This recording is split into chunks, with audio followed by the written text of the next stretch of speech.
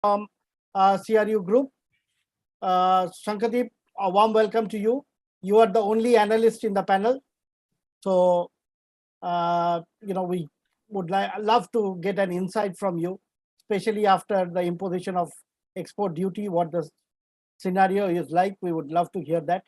Mr. Mittal will also highlight what the impact has been for the rebar industry, whereas Mr. Nirmal Saraf will in general talk about the wire industry, how the wire industry has been faring in terms of Mr. Saraf is the head of the Wire Manufacturers Association of India. So I'm sure he will have some insight on what the wire industry has in stock for us. And I'm sure the rebar industry, the entire rebar producers of this country would be listening to us on what lies ahead. How long will this export duty structure continue, and whether this will, have some impact. And on the application front, I'm sure Professor Saroj Mandal from Jadavpur University. Ravi, good afternoon and a warm welcome to you. Good afternoon. Hi, Nirmal, how are you? Good, Dada. So Mr. Ravi Singh is the CEO of Sulp from Bahrain, someone who has spent a good number of years handling, acting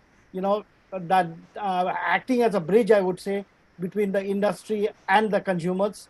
So he will have some thoughts to share with us in the present scenario. And since the conflict of Ukraine and Russia, a lot has changed on the ground. So I'm sure he will have some insights on what is happening in the Middle East region, in the GCC countries. So he will give us an understanding of the situation on the ground realities in the Middle East. So with that, without further ado, may I request Ankit to start, and then once Mr. V. S. Sharma joins, we will. Can you see Mr. V. S. Sharma in the? No, not yet. Not in the attendee. Not in the attendee list as well. No, not yet. Okay. Okay, so let's start. In the meantime, Mr. V. S. Sharma can, join in a few minutes. So right. So let's get started. Yeah. So it's already time. It's 3:33. So I guess we can begin. Yeah. So good afternoon, everyone, and warm welcome to all the panelists and the attendees who have joined us today, and to everyone watching on our live stream on YouTube. We welcome you all to our 44th webinar titled Market Prospects, Application of Rebars and Wire Rods, organized jointly by Steel and Metallurgy in association with All India Induction Furnaces Association and Steel Wire Manufacturers Association. A warm welcome to our sponsors, our silver sponsors for today, Sham Steel and Jindal Steel and Power, and our steel sponsors, JSW Neo Steel and Danieli. So I would like to introduce our panelists for today.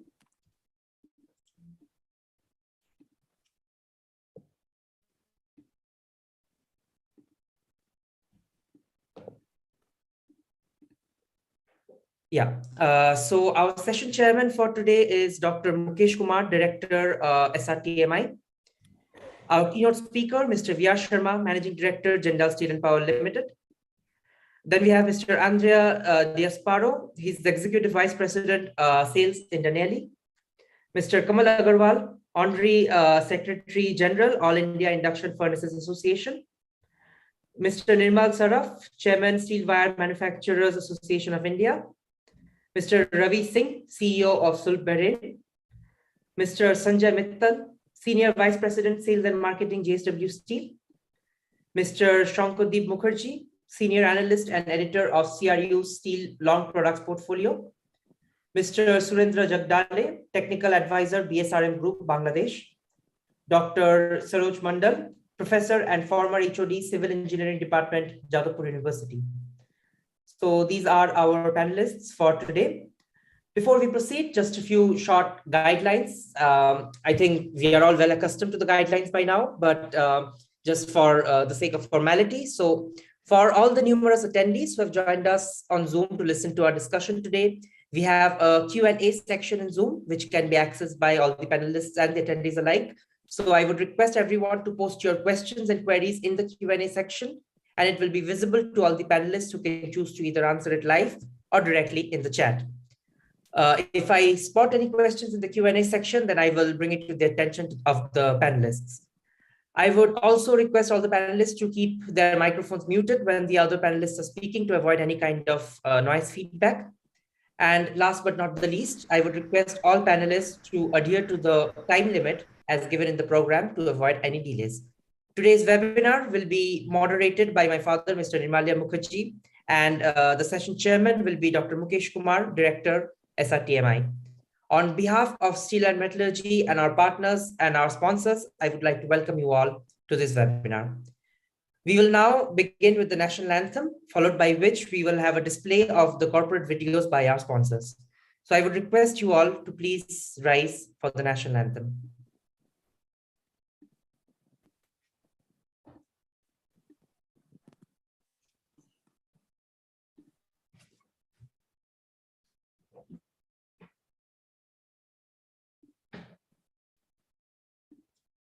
Jana Gana मन अधिनायक जय हे भारत भाग्य विधाता पंजाब सिंध गुजरात मराठा द्राविड़ उत्कल बंगा विंध्य हिमाचल यमुना गंगा उच्चल जलधि तरंगा तव शुभ नामे जागे तव शुभ आशीष मांगे गाहे तव जय गाथा जन गण मंगलदायक जय हे भारत भाग्य विधाता जय हे जय हे जय हे जय जय जय जय हे।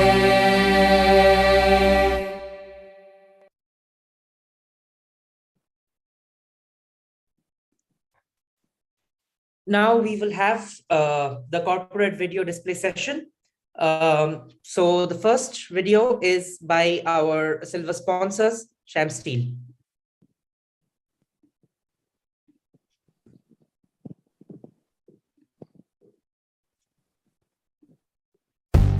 कौन होता है असली चैंपियन?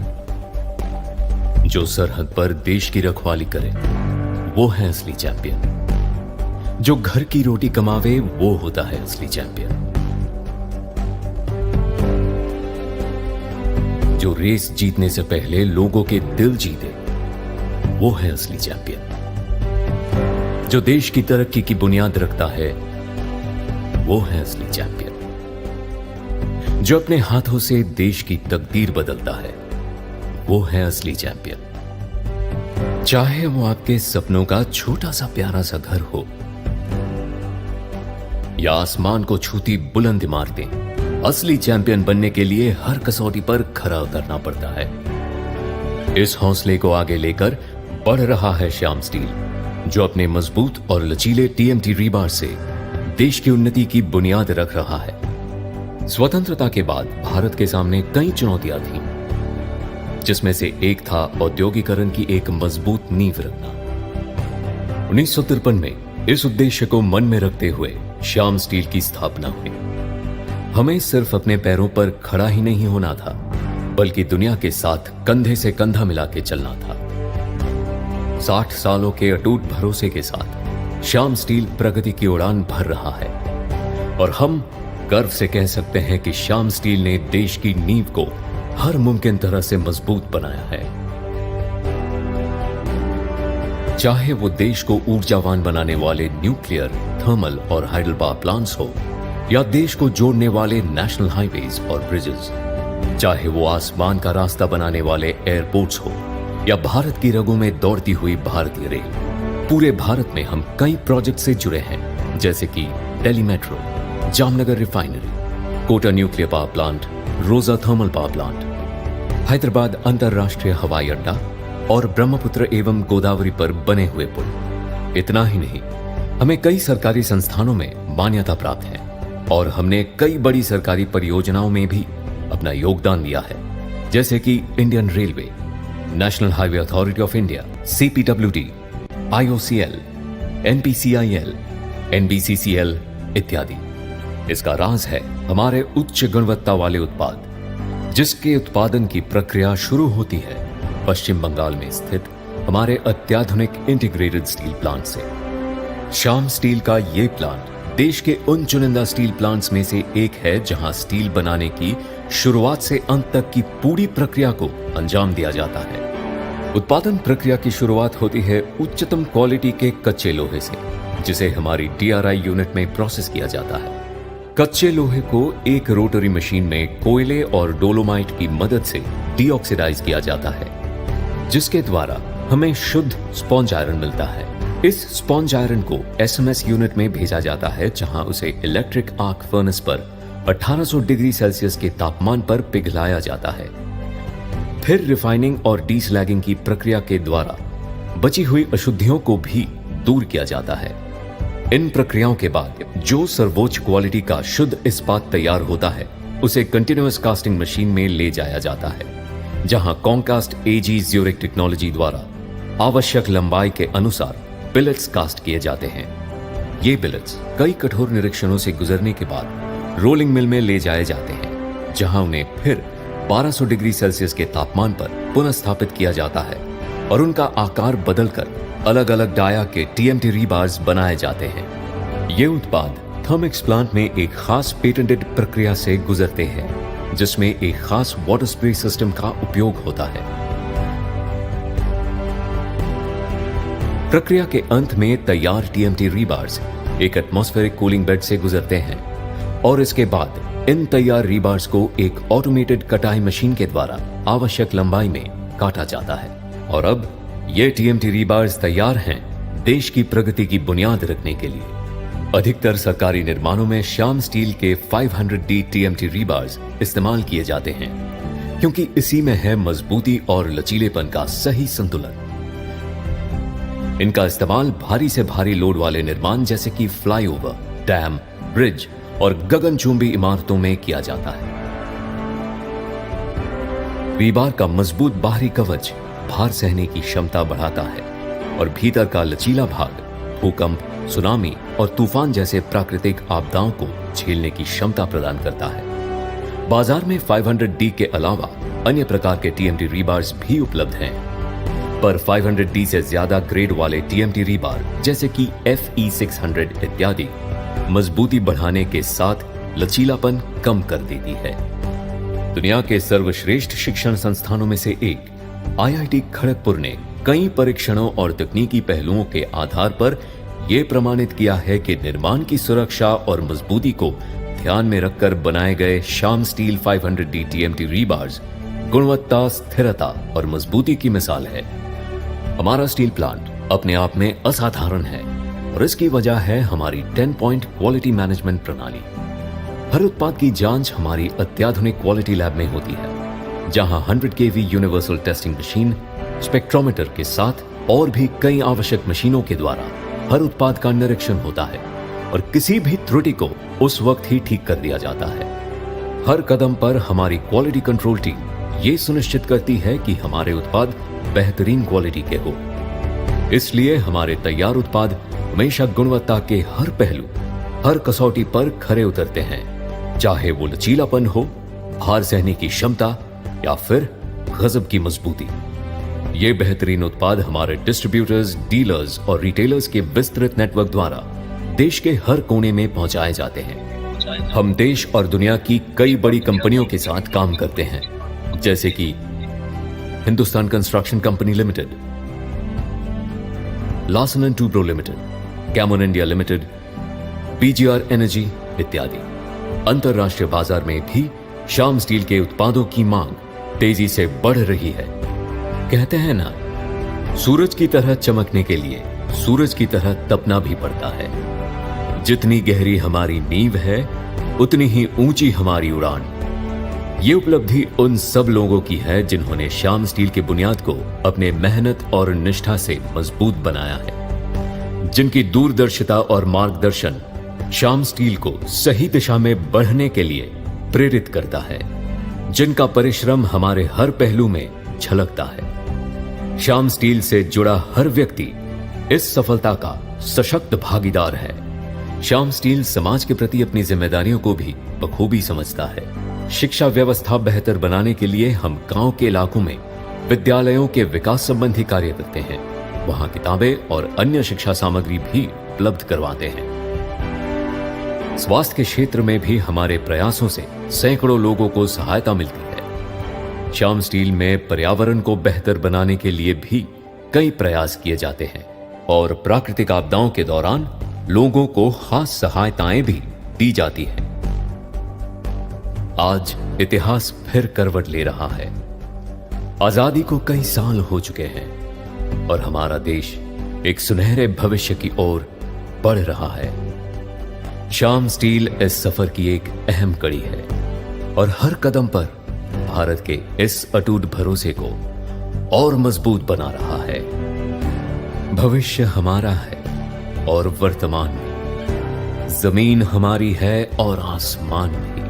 हिमालय जिसका ताज है, गंगा जिसकी प्राण, अनेकता में एकता है जिसकी पहचान। दिल हमारे एक है, एक हमारी जान। हिंदुस्तान हमारा है, हम हैं इसकी शान।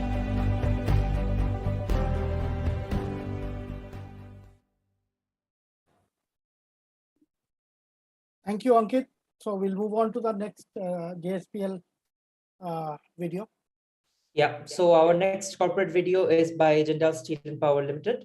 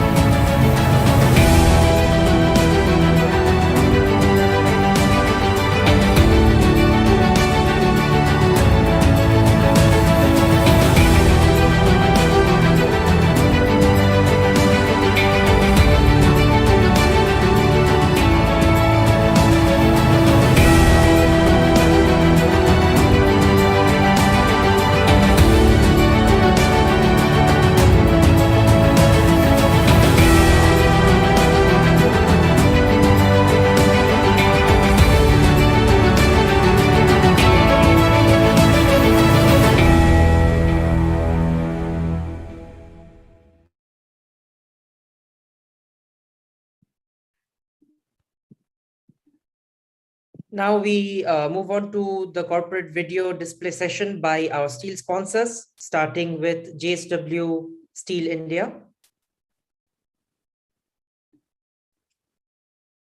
India, a nation powered by 1 billion dreams. Dreams that we aspire to fulfill every day. Together with our collaboration and commitment, as India embraces to be a $5 trillion economy by 2025, we are all geared up to be a part of this monumental journey to usher in a brighter, better future.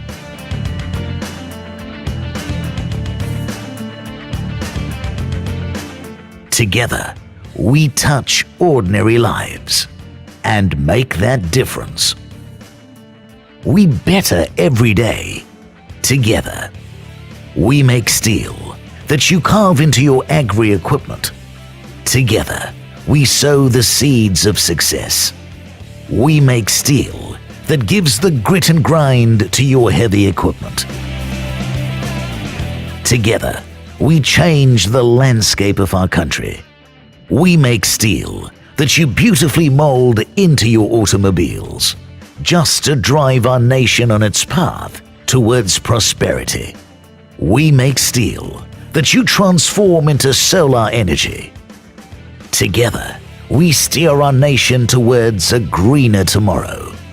We make steel that relays your transmission lines, just to brighten the future of millions.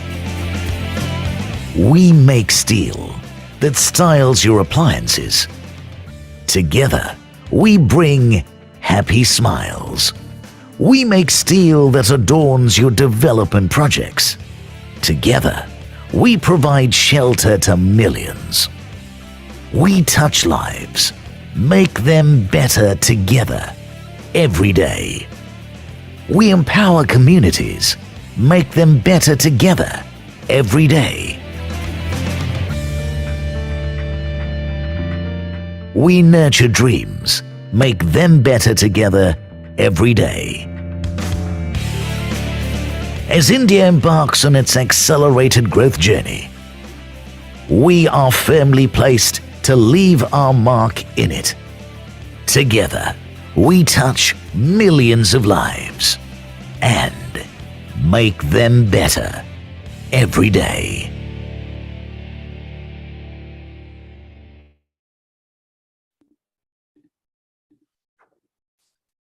Last but not the least, our final corporate video for today is by Danieli Group.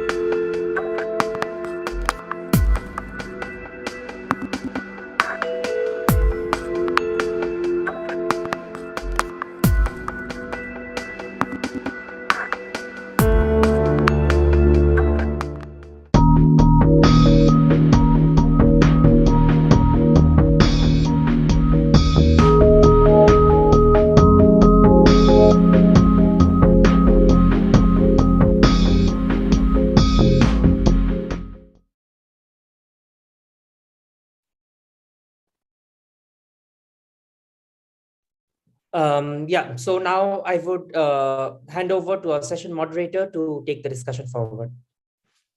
Thank you, Ankit. Once again, a warm welcome to everyone, all the panelists, our attendees, and those who are watching us on YouTube Live. A warm welcome to all of you. And, as we approach the month of June, which is, so to say, the, last month of the current fiscal year. Last month of the first quarter of current fiscal. So there has been a little bit of turbulence in the first quarter of this fiscal, in the sense that the government took quite a few steps, including,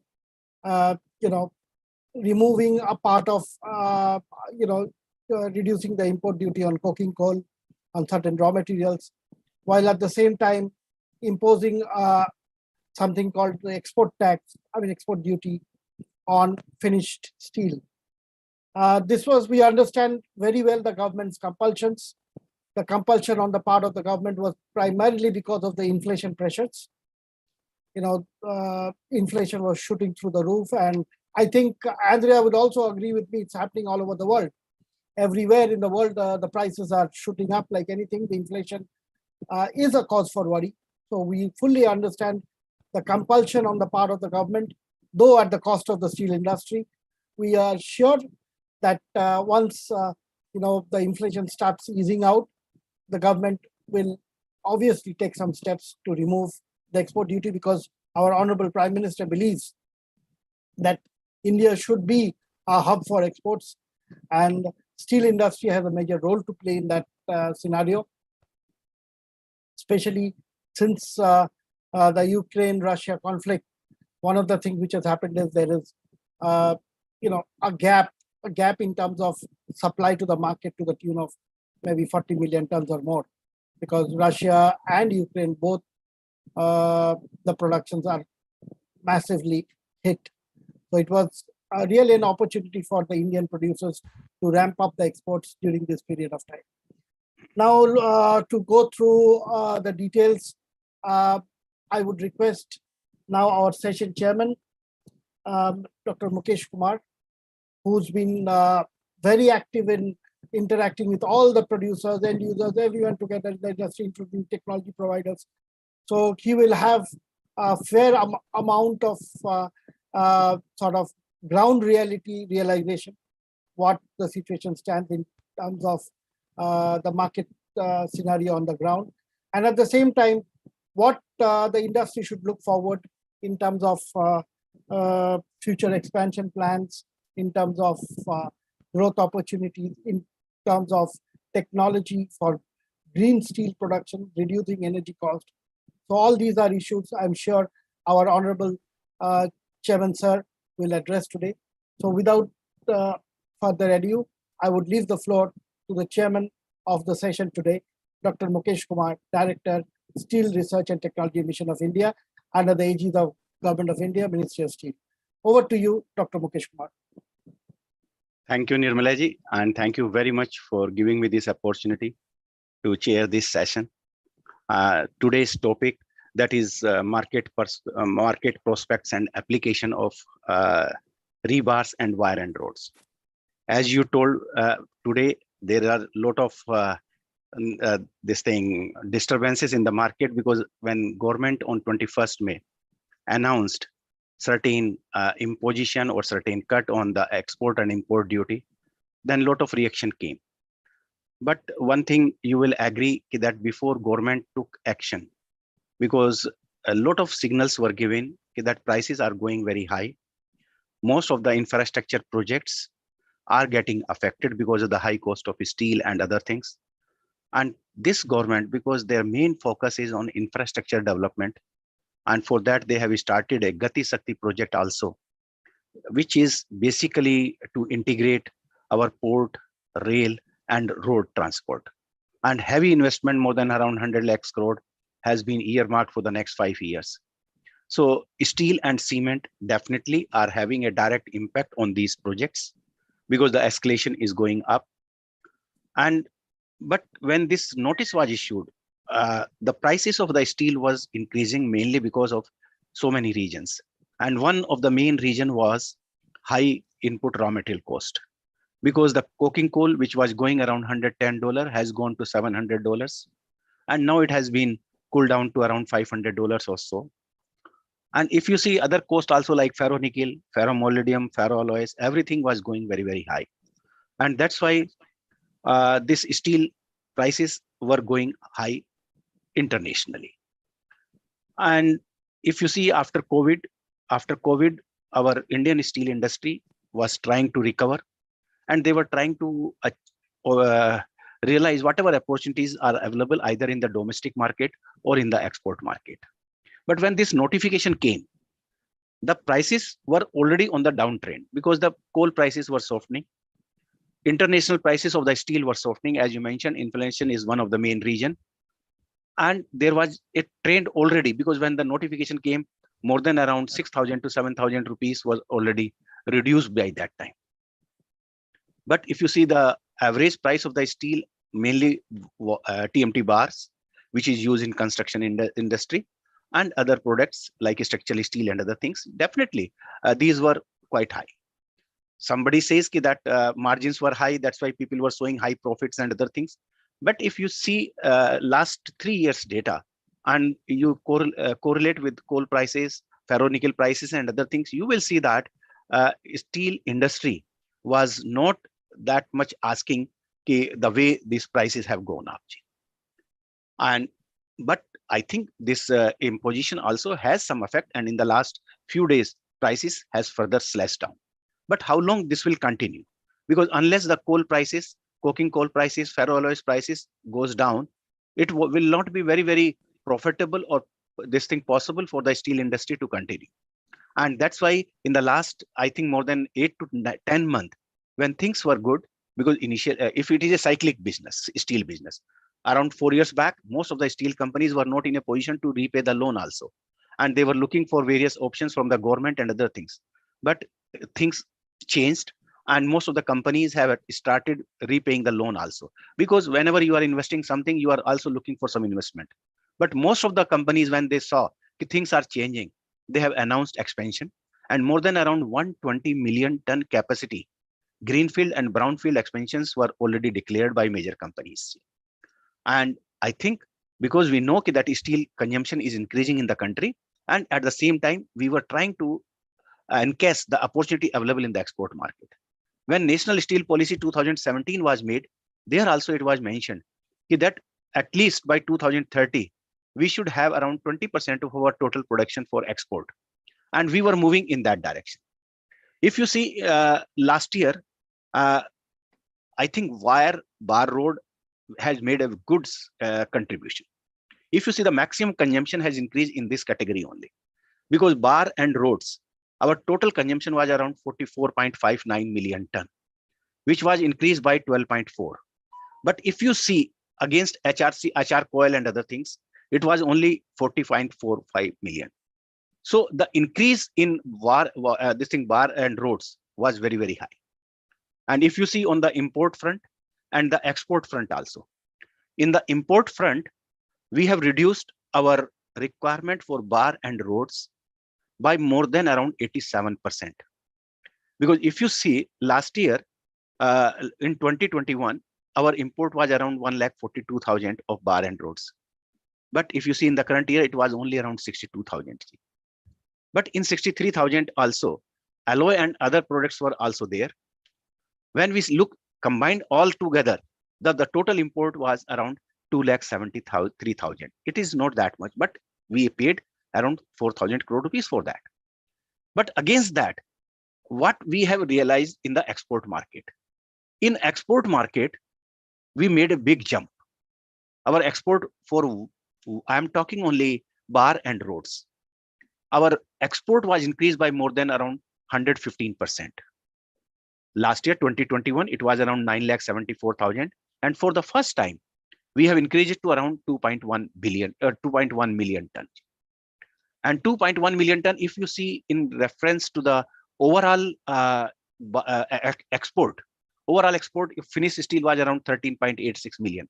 It means around 18% bar and road has contributed. And because of that, if you see, we have earned around 17,000 crore rupees out of this export also. It means bar and roads has given a good potential, and our industry also took advantage of this market. But there was another area, which was the wire industry. And when we were talking of the wire industry, because we realized there are different type of wires were available, whether it is tire bead wire, whether it is zinc coated wires, whether it is zinc aluminum coated wire, whether it is tire cord, or whether it is oil tempered steel wire also. We saw that we don't have that capability in our countries, and most of the things were getting imported also. So government took that action also, let us try to create this industry also, to try to strengthen this industry also. And accordingly, all these wires were included in our PLI scheme also. And more than around 868 crore rupees was earmarked for covering this industry. And we had a lot of discussion with the industry also, Steel Wire Association also. They provided a lot of good data, and with that, we tried in such a manner that all those things can be incorporated in the scheme, and this industry can come this thing. So in my opinion, this impact of this thing, 15% duty, which has been imposed mainly on 7213, 7214, 7222, and 7227, whether alloy steel, stainless steel, and non-alloy wire and rods. Right now, because as I mentioned, a lot of tremendous requirement is there, domestic requirement also, but at least we should not miss our export. We have to see how we are performing there. If we lose that market and it goes again back to China, then we will be a big loser. So I think industry associations and government, I think, are already discussing these things, and in very short time, I think some things will definitely be there. But one thing is there, overall interest of the public has to be kept in mind. We have to see that we can deliver things. Our growth in infrastructure, building, construction, all those things should not hamper, and it should go as it was going, and the way government is thinking to expand more.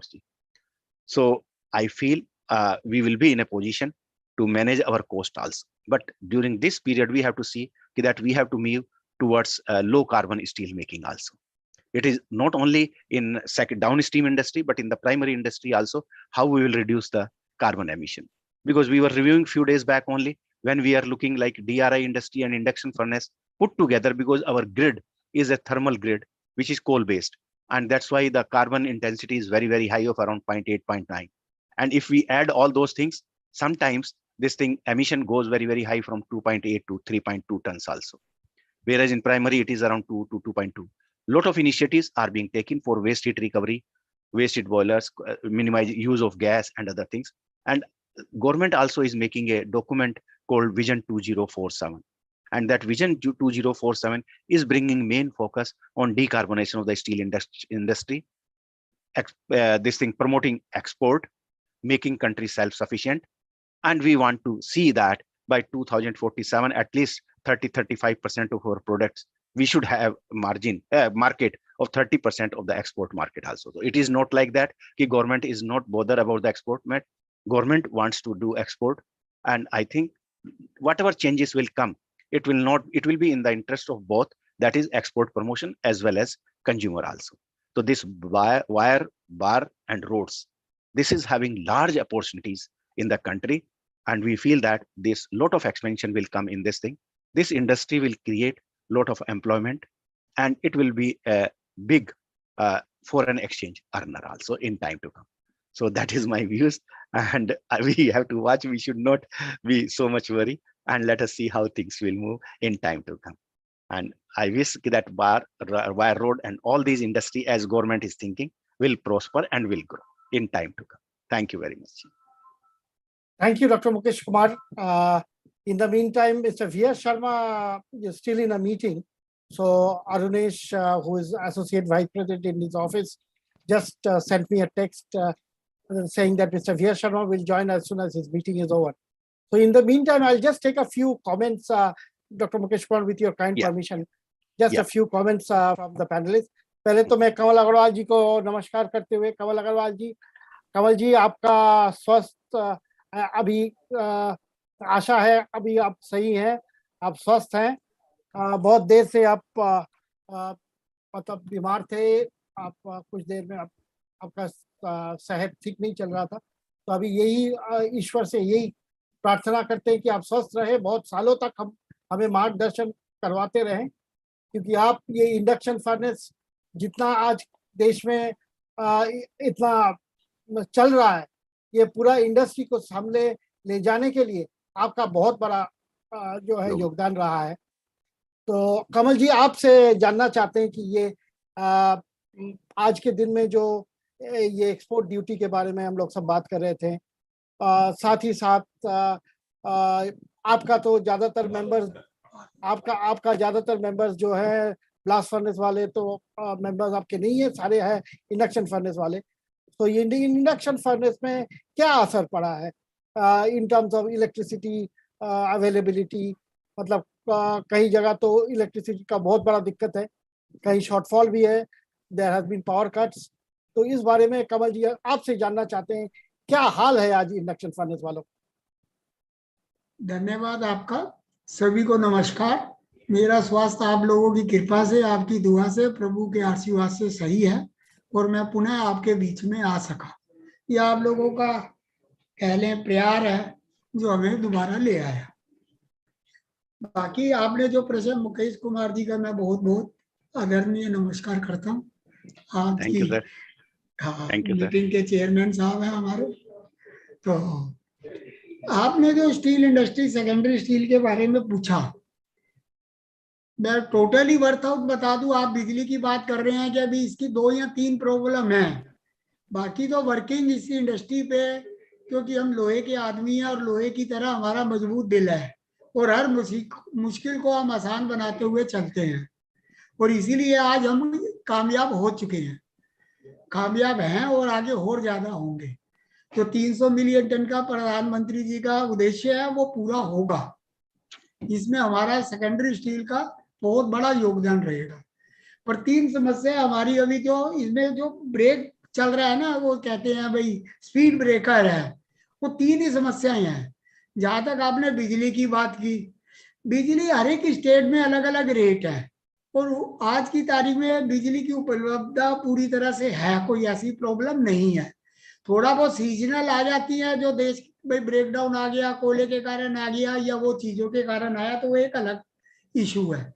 बाकी rate हर जगह बिजली के हर एक state के हर sector के अलग है और वहां की इंडस्ट्री के उसी सेक्टर वाइज वो रेट पे चलती है, उसको ये प्रॉब्लम नहीं है। हाँ, नेबरहुड स्टेट के अंदर अगर कम रेट है और दूसरी स्टेट में उसके साथ की स्टेट में ज्यादा है, तो उसका इफेक्ट प्रोडक्शन में उस इंडस्ट्री के ऊपर उस स्टेट की आता है जहाँ रेट ज्यादा है, उसकी प्रोडक्शन लो होती है और वो अपनी इंडस्ट्री, क्योंकि हमारी इंडस्ट्री एक तरह से हम इसे कहते हैं ब्रीफ केस की इंडस्ट्री है।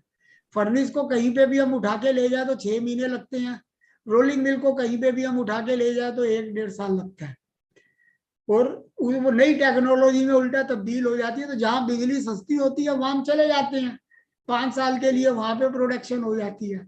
तो ये तो सरकार को देखना है कि वो जो प्रधानमंत्री जी ने, जब प्रधानमंत्री जी बने थे पहले दिन, आप सबसे पहला भाषण उन्होंने जो लाल किले से दिया था, उन्होंने कहा था हम इंडिया को 4 विभागों में बांट के वेस्ट नॉर्थ और ऐसे करके रेट रखेंगे।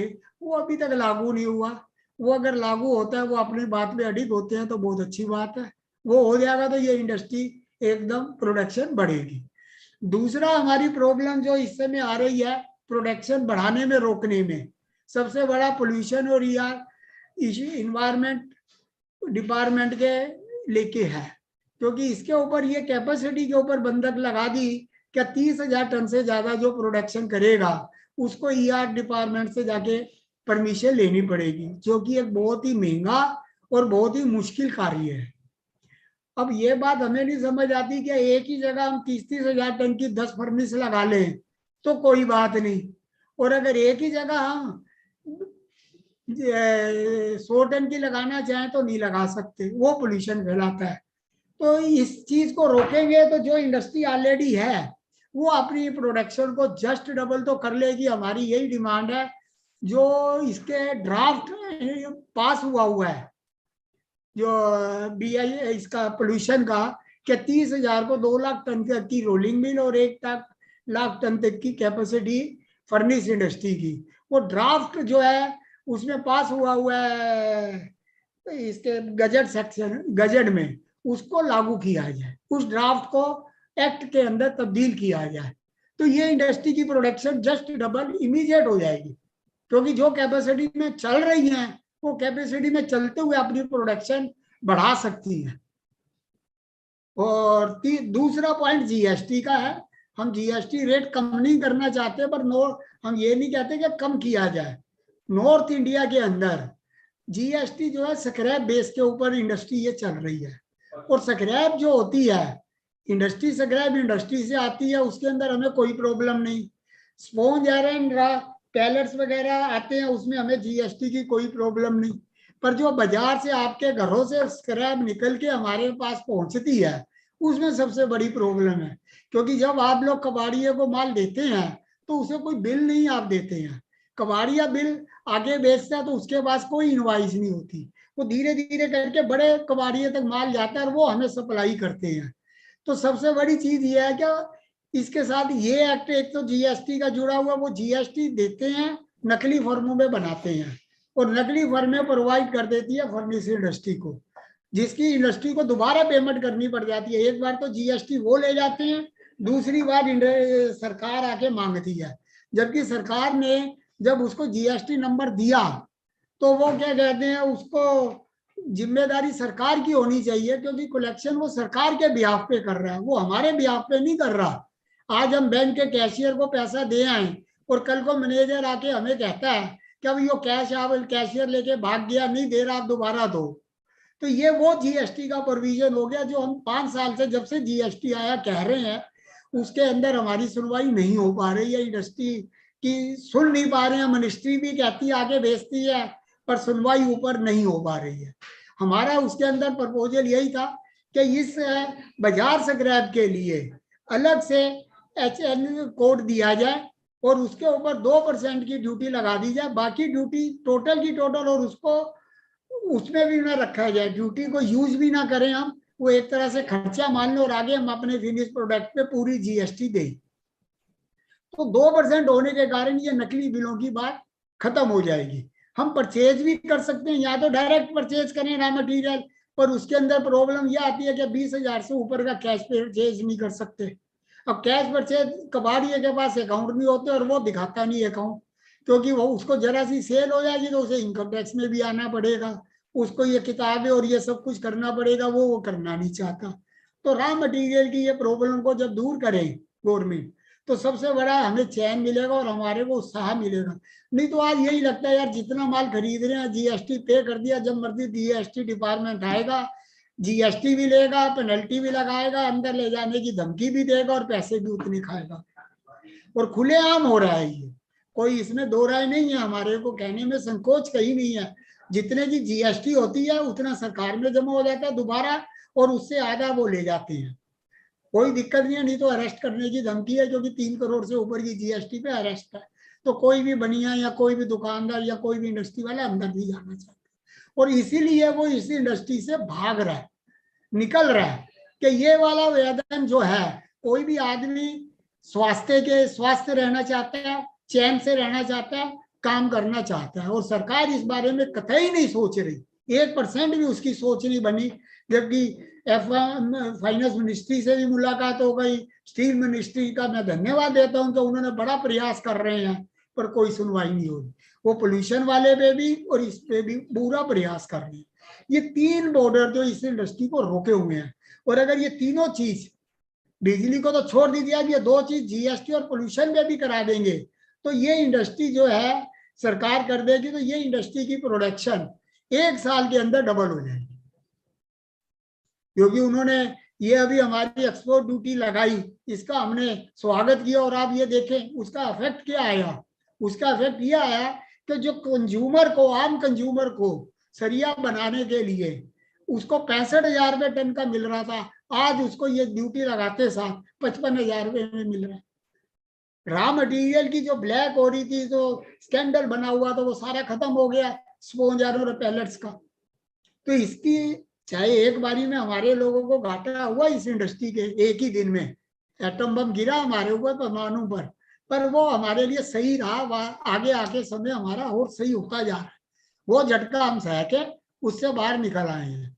तो इसलिए ये एक्सपोर्ट ड्यूटी के लिए हम धन्यवाद देते हैं कि इन्होंने ये लगाई, और ये लगी रहनी चाहिए। कुछ उद्योग, बड़े उद्योग और ये कई एक्सपोर्ट के लिए कर रहे। अरे चाइना की मार्केट हो या कोरिया की मार्केट हो, जो इंडिया से प्रोडक्ट जाते हैं बाहर, एक्सपोर्ट होते हैं, वो इंडिया ही बना सकता है, और इंडिया के ही उद्योगपति उसको बना सकते हैं। अगर वो बाहर चाइना बना सकता तो अभी तक बन गया होता, और वो हमारे को वैसे ही नहीं एक्सपोर्ट हो सकता था। तो इसलिए ये भय दिखाना कि एक्सपोर्ट कम हो जाएगा, नहीं होगा। अगर हम 6 मिलियन टन स्क्रैप इंपोर्ट करते थे साल की, और उससे ज्यादा हम 11 मिलियन टन या 12 कितने मिलियन टन हम एक्सपोर्ट कर देते थे अपना रॉ मटेरियल। ये इंडिया ही है कि जो रॉ मटेरियल इंपोर्ट भी करता है और एक्सपोर्ट भी करता है। अब वो जो रॉ मटेरियल एक्सपोर्ट कम नहीं होगा एक्सपोर्ट ड्यूटी लगने के कारण, उससे हमारे पास रॉ मटेरियल की उपलब्धता बढ़ेगी और प्रोडक्शन बढ़ेगी। तो इसलिए हम तो प्रोत्साहित हैं, पर सरकार को अगर अपनी प्रोडक्शन बढ़वानी है हमसे और अलग हमारे से मेहनत करानी है तो हम तैयार हैं, पर 2 बैरियर के ऊपर उसको विचार करना होगा। हम कुछ मांग नहीं रहे उनसे, कोई सब्सिडी नहीं मांग रहे, कोई डिस्काउंट नहीं मांग रहे, कोई टैक्स की हमें वो नहीं मांग रहे। यही मेरा कहना है। धन्यवाद। धन्यवाद कमल जी। आप सही मुद्दा, जो अब बहुत दिनों से मुझे पता है कि आप इस्पात मंत्रालय के कितने करीब हैं, और आप बहुत कोशिश भी कर रहे हैं। जैसे हमारे वी.आर. शर्मा साहब भी हमेशा बोलते आए हैं, कैंपेन करते आए हैं कि 1 इंडिया 1 टैरिफ। हमारा हिंदुस्तान शायद एक ही देश है जहां पर हर एक देश के कोने में अलग एक टैरिफ रहा है। कहीं 3 रुपया तो कहीं 6 रुपया तो कहीं 10 रुपया, ऐसा शायद किसी और देश में नहीं होगा। हर एक देश में 1 इंडिया 1 नेशन 1 टैरिफ होता है। तो हमें भी कोशिश यही करना चाहिए कि 1 नेशन 1 टैरिफ हो। और दूसरा, आप जीएसटी रैशनलाइजेशन के बारे में भी बात किए। आप स्क्रैप अवेलेबिलिटी, जीएसटी का जो मतलब आपका जो डिमांड है कि जीएसटी एटलीस्ट जो हम खरीदते हैं वो सही तरीके से खरीदें, और ये पैरेलल मार्केट जो है ये बंद हो। तो ये आपका प्रयास डॉक्टर मुकेश कुमार जी भी मेरे ख्याल से इसको सही जगह पे ये मुद्दा वो भी उठाएंगे, क्योंकि वो हर एक मंत्रालय से मिलते रहते हैं।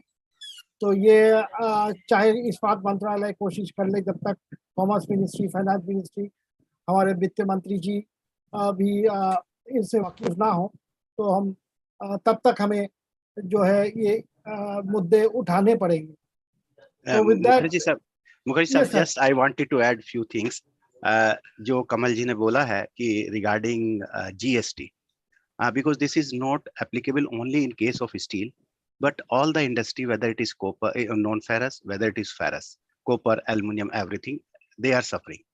In the last, I think 15-20 days, and yesterday especially, there was a convention on non-ferrous also, where representative from Ministry of Commerce, Ministry of Finance, even the member who is responsible for reviewing this thing, that is a TRU commissioner, was also there, and his opinion was कि sir, जब भी हमको कोई representation आता है, तो representation everybody gives differently, and they don't come into one voice. And I think there we may have to see how to approach in a common way. So one of the mechanism what was proposed by the ministry also, and some of the association also, we say that don't do 18 to 5% or 2% like that. What we are saying is you put a reverse charge mechanism. When we are putting a reverse charge mechanism, then responsibility of the steel producer will be there, and he will give, and he is not least bothered for these type of thing. And reverse charge mechanism is already allowed under Income Tax Act, and various provisions are also there. And they have requested some more clarification on this thing. But I think that the Ministry of Finance is considering implementation of RCM, reverse charge mechanism, to do away with this type of things. Because if one association says we want 2%, another says we want 5%, MRI is giving 5%, but it's better where it is clear in reverse charge mechanism, nobody is at loss and everything will come transparent. I think that will solve a lot of the issue. Second thing, we know that what Kamalji has told about 30,000 ton capacity, because you have to see the background of this 30,000, why this 30,000 came. Because initially what happened when DRI industry was started, so most of the rotary kiln were installed of 100 tons per day capacity.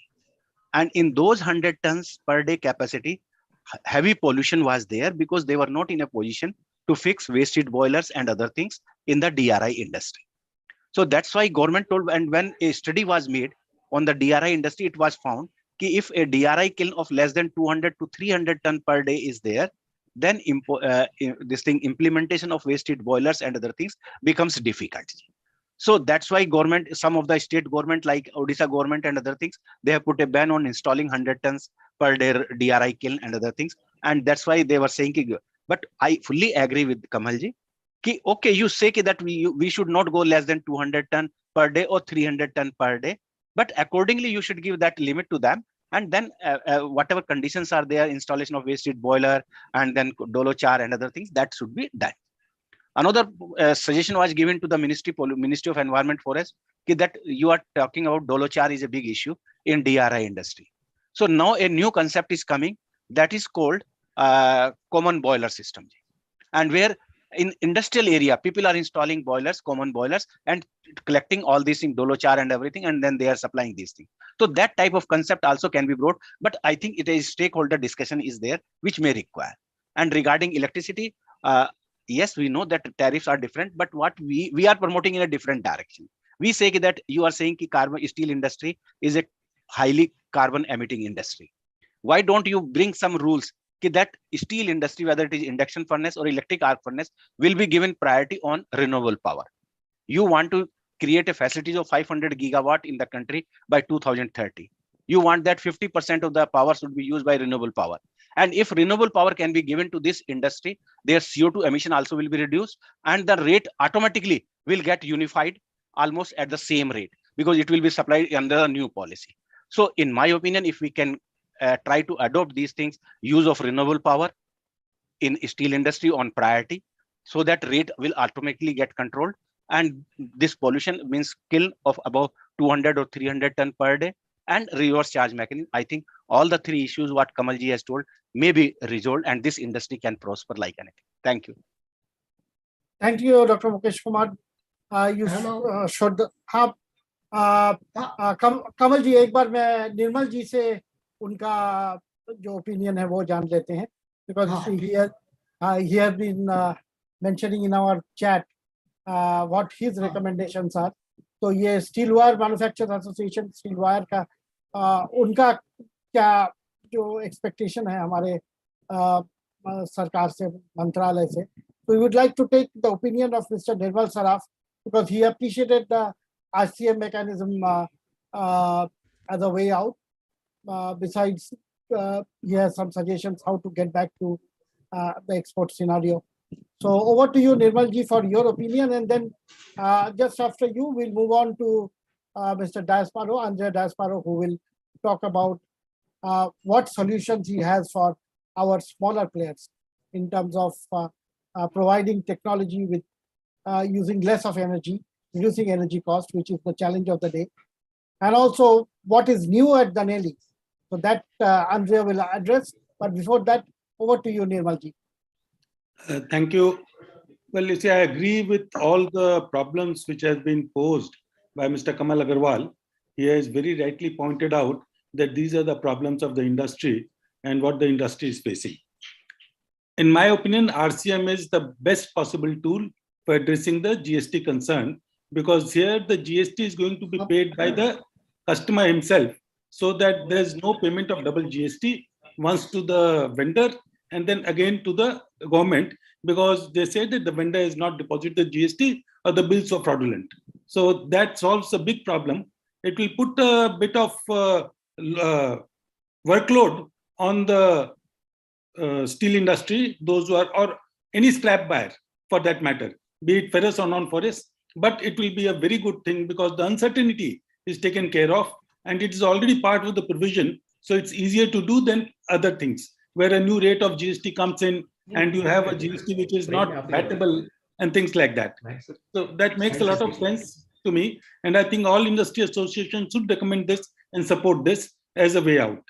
Once this is implemented, I believe at least 90 to 95% of the problems will be ironed out. If there are any other problems which surface on this being implemented, that can be tackled later. You see, no one can say with surety that 100% of the problems will be solved, but my opinion is 90 to 95% of the problem will be solved. Now on the electricity fund, it's a very, it becomes a, excuse me, but I think it's a political problem. The electricity rates. Our entire electricity is burdened with a lot of cross subsidy, and industry bears the load of all those who are consuming electricity free, either by pilferage or by political design, that they get free electricity. And all the discoms in the electricity sector are absolutely bankrupt. And each time you see that the government is giving them handouts, giving them loans, giving them new schemes so that they can come out. And each time you go back to the square one, where the discounts become more and more unfeasible. And since it's an essential service, the government has no way out but to build. We have to think of a way where everyone who is consuming electricity pays for it, so that the discoms are properly financed and they do not pay their vendors in turn. Every day we read in the newspapers, they are not getting coal because they are not paying the coal mines. There we see they are not paying their vendors. So the way out is that if the government does want to provide subsidies to people who are unable to pay for the electricity, it's a social objective, very nice, it should be done, but it should be done by the government paying the discoms for the amount of electricity which they recommend should be given free. So all electricity should be metered, and whatever the government says that is to be subsidized, the subsidy should be paid for by the government in cash. It's very counterproductive for industry. If industry has to bear the burden of the cross subsidy, it brings up the cost, and ultimately the consumer ends up paying it. Because if the cost is high, the consumer will pay the cost. Nobody can bear a loss and run industry. Now the third point was about export of steel. Basically, the export of steel, the export duty has been done to increase the availability in the country. The government is not saying that you reduce the prices of steel in India. They just want to increase the availability. Of course, we all know demand supply. If the supply goes up, prices will go down. There's a demand supply misbalance. And we had a lean season coming up in steel. Anyone who's been in steel knows that the monsoons is a lean season. So that was there. But one thing I would recommend, which is doable and which all the steel exporters should now ask the government, that on steel so far there's no RODTEP, because steel was kept out of RODTEP because the industry was doing well. Now, if you want steel prices to go down, and RODTEP, which is WTO compliant, which has got no problems anywhere, so this should be allowed to the steel industry so that they can export, and that will not affect their local prices also. Because the RODTEP is only refund of duties and taxes which are embedded and which have not been refunded to the steel industry. Another thing which is very close to my heart is renewable power. Now, we all talk about renewable power, but what actually happens is when we are using renewable power, which is intermittent, the plant load factor of all the base power units, which is basically coal-based units, that goes down. These plants have to back down and their cost goes up, their plant life goes down, and that's not a solution. The solution is to have economical storage of power so that the intermittent power, which is generated by the renewable sources, that can be stored for use when required. You see, intermittent power or renewable power is generated at the will of the weather or the sunlight. And the use of power is as per the requirement. So how do you make both these meet? You make both these meet by having storage. So whatever is generated is stored, and from there we can tap whatever we want, whenever we want. So that is a big problem. I believe it's a international problem, storage of power, and that has to be solved, because without that, renewable power might be a non-starter. Because it will ultimately, you'll see that what happens if there's no coal, we cannot live without electricity at night. Let's take out solar power. So how do you get your solar power at night? And you can't have a coal, even if you can generate all the power required in the day by a solar power, which is possible theoretically, but at night you won't have any power at all, which is not acceptable. So of course, one one very promising source of power storage. We are all talking about green hydrogen now. So green hydrogen is basically a battery where you use renewables to generate hydrogen, which is generated whenever the renewable energy is available. And that hydrogen can be used to regenerate either electricity or any sort of energy required at will. So that's an engineering problem, how to store, handle, and transport hydrogen. And if we can do it, then renewable power will become very, very important. And I believe that with the when hearing in the newspapers and reading various articles which say that hydrogen is the next thing, green hydrogen. And according to me, the green hydrogen is just about storage of energy. That's a medium which will store energy and where we can make renewable power real successful. I think these are the observations I have on the topic of discussion. Of course, there's other things which I would like to speak about, but that's not connected to this topic. I'll say that when my turn comes. Thank you. Thank you, Mr. Saraf. Nirmalji is, as you know, he heads the Steel Wire Manufacturers Association of India. And I do not know, Nirmalji, whether you will be there for the Wire and Tube exhibition in Düsseldorf next month in Germany. But I'm sure quite a few of your members must be exhibiting there at. When my company is exhibiting there, I will not be there. So basically, a marketing team will be there, will be exhibiting. I am taking a break this time. So I generally go to Düsseldorf, but I would like to visit METEC. So yeah, so we will meet at METEC for sure. But I'm also going to Wire and Tube because I've been going there for many years now. You'll find my company there. You'll find my company. Sure. I will. I'll ensure that a few photographs are taken at your exhibition booth in Düsseldorf. Thank you. Thank you. Thank you, Nirmalji. Thank you once again. Your turn will come up. But before that, our keynote speaker, Mr. V.R. Sharma, has just joined. Sharma Saab, can you hear me? Yes, please. I can hear you. How are you? A warm welcome, sir. Namaskar. A warm welcome. I know you are in a meeting, so I kept following up कि आपका meeting जैसे ही खत्म हो, so that you can join. So Andrea, you're one of your very important customers. The managing director of JSPL, Mr. V.R. Sharma, is a keynote speaker today, and I was specifically asked to ensure that you are the next speaker after Mr. Sharma. So that's what Panwar and his entire team told me. So I have to ensure that I give you a chance after one of your biggest customers. So with that, a warm welcome to Mr. V.R. Sharma once again, someone who of course needs no introduction, but someone who can do justice to both the rebars and the wire rod market, because someone who knows the industry so very well, who has a direct connection with both the customers as well as on the technology front.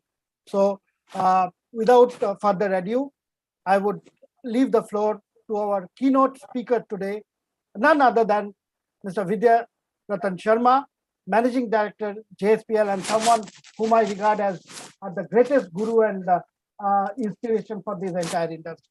From the bottom of my heart, let me welcome Mr. V.R. Sharma. Sir, the floor is yours. Yeah. Thank you, Nirmala. Thank you so much. And ladies and gentlemen, good afternoon to everybody. And those who are in Europe, still, I think there's a good morning. In America also, it is good morning. So thank you very much. So as a wonderful subject, rebars and wire rods, country is basically banking upon the steel industry. There had been some changes in the last month and the duty structure also.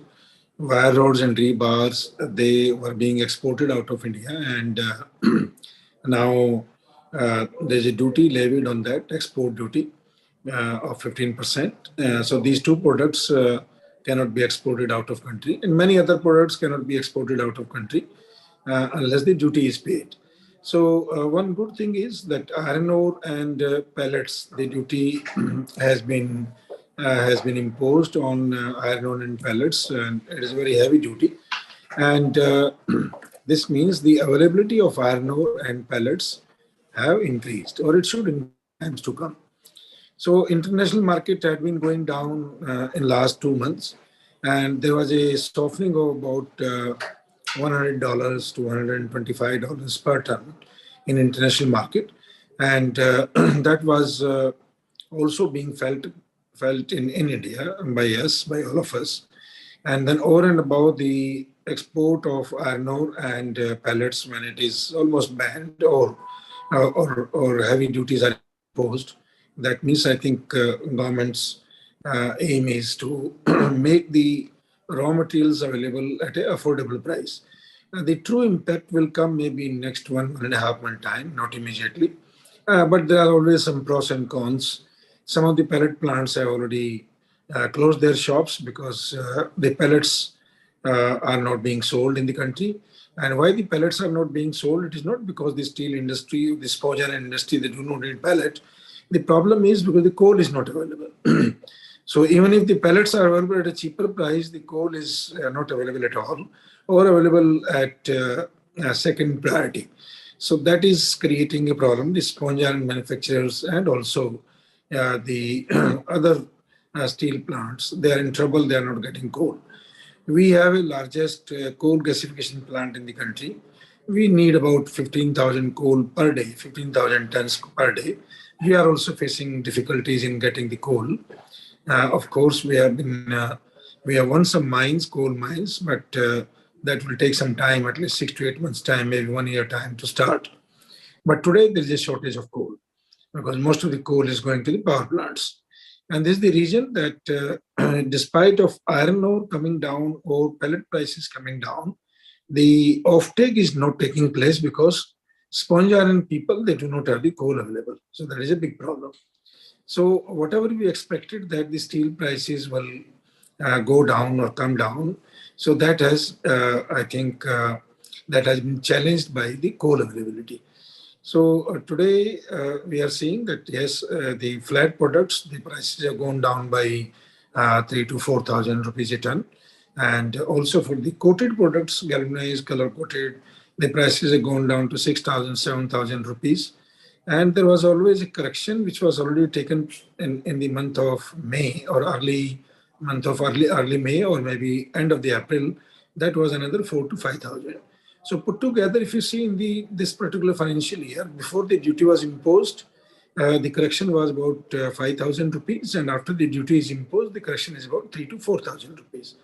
But again, there is a shortage of billets, shortage of rebars, and also shortage of wire rods today in the country.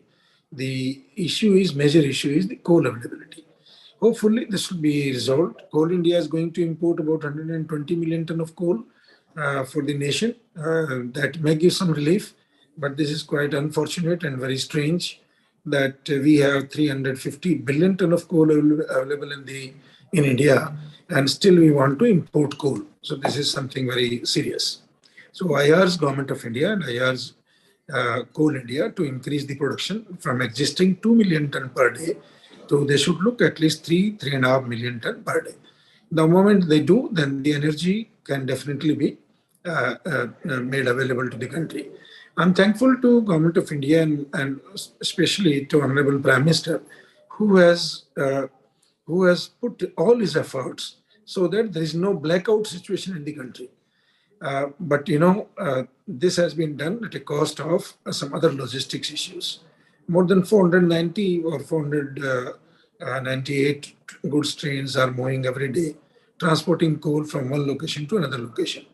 So we suggest to Government of India and also to the industrial fraternity that in times to come, we should put up the power plants only on the pit heads so that the coal transportation is not required. So today we are transporting an energy with another energy. So that is a big issue.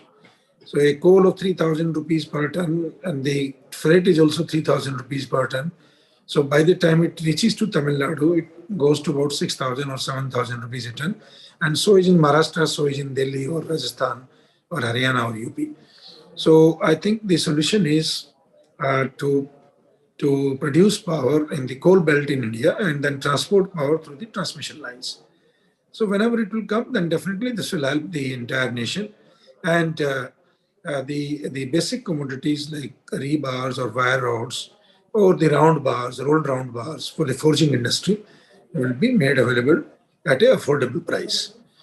So now coming back on the subject matter of rebars and wire rods, rebars is a very vital product for the nation. But the rebars are used. Say 80% of the rebars are used for the infrastructure projects, and these infrastructure projects are like dams, the new roads, highways, airports, and the building construction for the projects, and many more government supported projects. And apart from that, another 20% for the general housing and I mean dwelling purposes. So today, if we see the projects are going a little slow.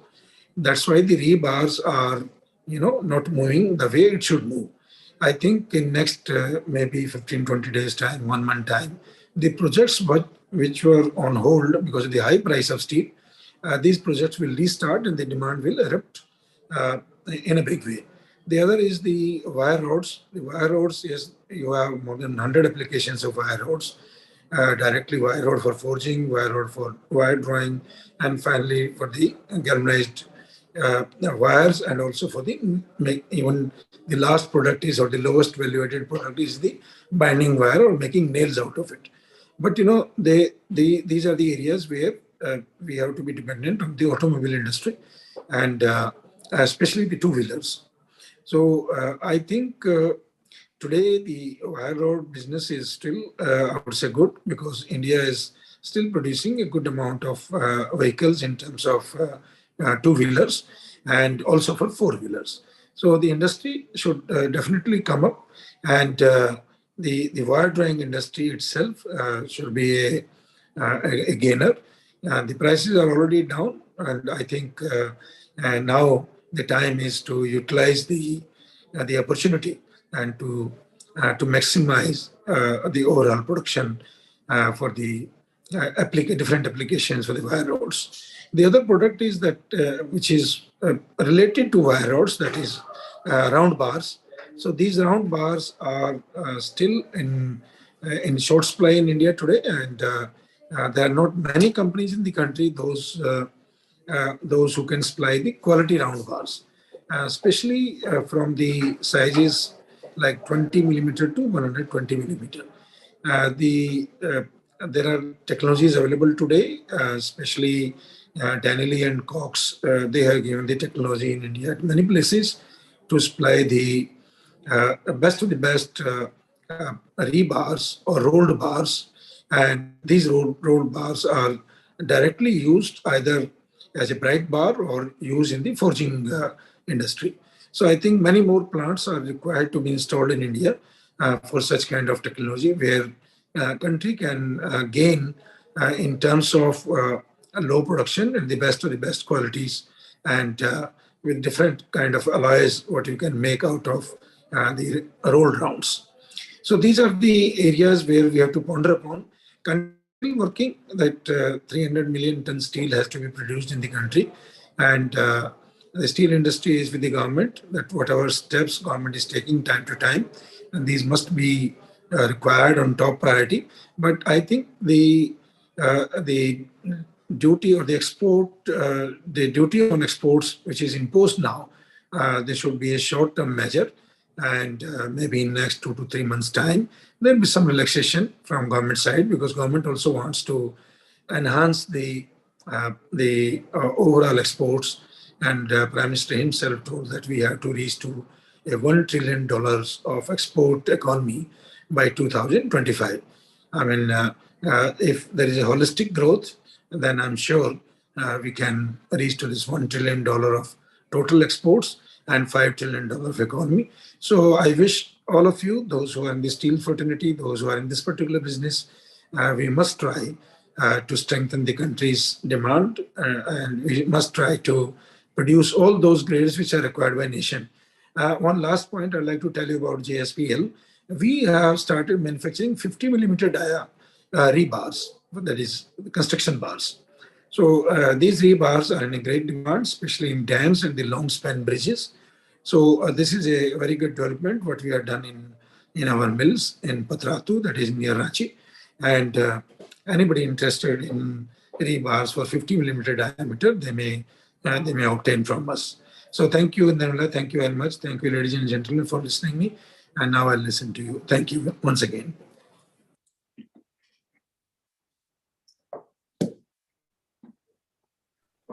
Thank you, Sarma Sahab. Thank you once again. I would take your permission to just leave the floor for any questions for Mr. Sharma. First, I will give it to the analyst. So Shankhadeep Mukherjee, who's from CRU, would you like to pose a question to Mr. V.R. Sharma? Shankhadeep?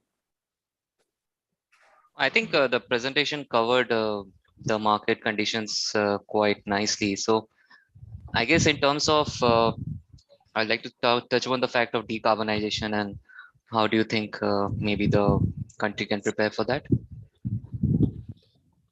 You see, Specifically of the steel. decarbonization, actually what we propose to Government of India, that decarbonization is a national issue. It is not a issue related to a particular company. So we have requested Government of India, let us come out with a decarbonization policy. Because there are big companies, we have Tata Steel, we have JSW, we have Jindal Steel and Power, we have ArcelorMittal, we have Rashtriya Ispat Nigam Limited, we have Steel Authority of India, and many more companies. So I think Government of India should come out with a policy, and rather the whole world should come out with a policy that what is the permitted carbon dioxide emittance from any steel plant in the world. If not world, then at least from India. Otherwise, we all are working in different pockets. We are doing something. Today, we are capturing 2,000 tons of CO2 every day. And it is a very highly concentrated CO2. Perhaps we are the largest CO2 capturing company in the world, steel company. But we do not have the usage of CO2. I'll also like to use this portal that anybody who can buy CO2 from us, or who is willing to take CO2 from us, we can give free today. And we can work out that, okay, what will be the price in next 3 years, 4 years, 5 years time. But today, to support the industry, those who can use CO2, 93, 94% of CO2, that is concentration, then we can give them today free. 2,000 tons is huge quantity. We are capturing, and then we are releasing in the atmosphere because we don't have the usage. So we have requested Government of India that most of these steel plants are in the eastern belt of the country, right? Starting from Bokaro to Rourkela, Bhilai, Angul, then Kalinganagar or Jajpur, and then finally to Paradeep. Then why not to put up a CO2 pipeline, and then you build the CO2 usage infra industry at Paradeep port. That can be export-oriented units also. But we have to listen from government.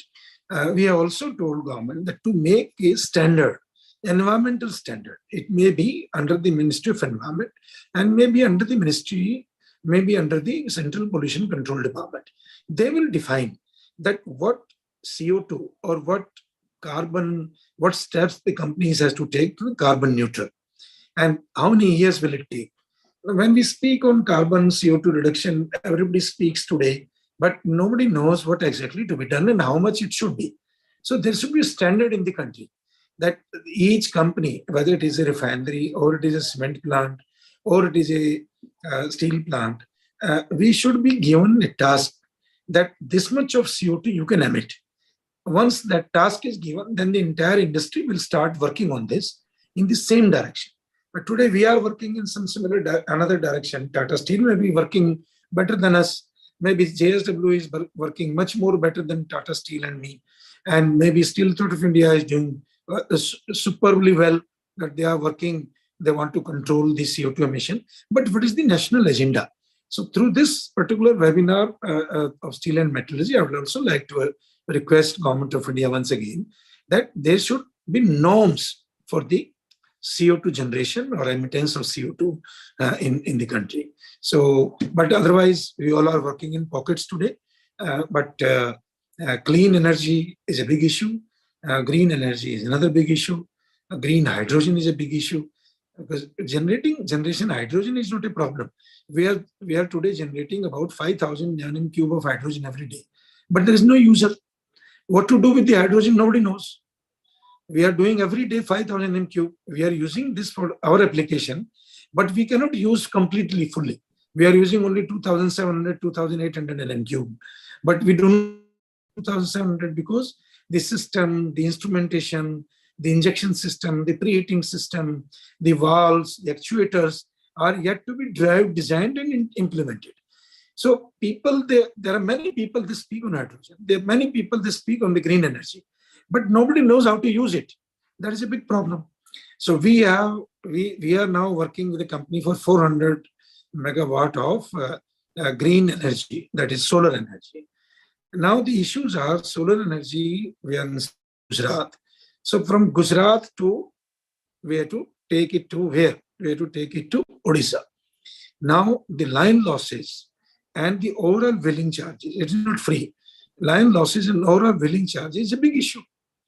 If we put up a plant in eastern belt of the country, the gradient is different, and we do not get even power factor of 15%, that is 0.15, whereas in western part we get 0.25. So 100 megawatt will 25. So that is another issue. So there are so many things which is happening in the country. Government of India had taken a target of 450 gigawatt of energy through the solar energy. We will be happy to participate or to buy that energy than putting up our own plants. That it is easier to buy from Government of India. I think two big business houses like Adani and also Reliance, they declared that they will be in this particular business, maybe 200, 300, 400 gigawatt. But so far, there are no steps taken by anybody, and the power is not available. I think I may be wrong or may be right. Mr. Ambani has told, no, I will not go for the green hydrogen. I'll go first the blue hydrogen, that is converting pet coke into hydrogen. So there are issues. I think by 2035, 2040, maybe 2045, by that time, these things will settle, but not in immediate future. So that's all from my side. Thank you. Thank you, Sarma Saab. Dr. Mukesh Kumar, would you like to add anything to what Sarma Saab just mentioned? You are muted, sir. What Sarmaji has told, I am fully in agreement, because if you see today, and if we want to generate green hydrogen, because whether you consider renewable power or you consider anything, because what we are saying is, even if renewable power we take, it is around 3 rupees or 3 rupees 50 paisa per unit. And for producing 1 kg of hydrogen, you require around 55 units of electricity. And if we go with that basis, it means in no way my green hydrogen cost will come less than $2.5 to $3. Recently, I was a part of a committee formed by Ministry of Coal, that is coal to hydrogen. And we made extensive study on the use of hydrogen produced by what Sarmaji has told from the coal applications. We have analyzed various routes, and we found that if we can have some mechanism about carbon capturing, we can produce hydrogen at a cost of less than $1 or so. In China, people are producing hydrogen from coal gasification at a rate of around $0.7 to $0.9 per kg. And that, if that type of hydrogen is available, definitely we will be in a position to use it not only for steel making, but for number of our even carbon capture and utilization applications also. So in my opinion, green hydrogen at this moment, I fully agree with Sarmaji, it looks difficult, although government is saying that we have reduced the power of solar from 16 rupees to 2 rupees 50 paisa or 3 rupees, and that's why hydrogen cost also will come down. But I have given the basic this thing, with this thing also, this is becoming difficult. And accordingly, I think that World Steel Association also is not promoting much about the green steel. They are saying we should go with a low carbon emission steel making. And what should be that low carbon emission steel making, that we have to decide. Because if we go with that 1.5 degrees temperature control, we need a emission of only 0.2 ton per ton of steel. But getting 0.2 ton per ton of steel is very, very difficult. So in this journey, we have to use all the opportunities. We should not miss any waste energy, whether it is slag, whether it is off gases, all those things has to be captured. And with whatever available technologies are there and whatever these opportunities are there, I think 30 to 35% reduction in carbon emission can be done in a short period of another 4 to 5 years. But yes, larger this thing will take some time. And by that time, other technologies are also taking shape, and we may have to just wait and watch, because hydrogen technology steel making, it will take long time. Even people are saying commercialization will not be possible before 2040 2045. Since our requirement of steel is very huge and we have to expand our business, and today we don't have any other option other than going with blast furnace and BOF business basis. So that has to continue. And but parallelly, whatever existing technologies are there, that we will ensure we should adopt those things. And all industry are taking interest in those projects. Even Sarmaji is there. He is considering number of projects on carbon capture, utilization and other things. And I think you will see good results in time to come. The next 2-3 years, something will start coming because people have started working very extensively on this area. Thank you. Thank you, Dr. Mukesh Kumar. Mukesh Kumar ji, thank you so much. Now, one more question I'll take because if I don't allow a Haryanvi to respond to another Haryanvi, it will be great injustice. So I'll request Ravi to explain the scenario in GCC countries vis-a-vis what is happening in India. Ravi, over to you.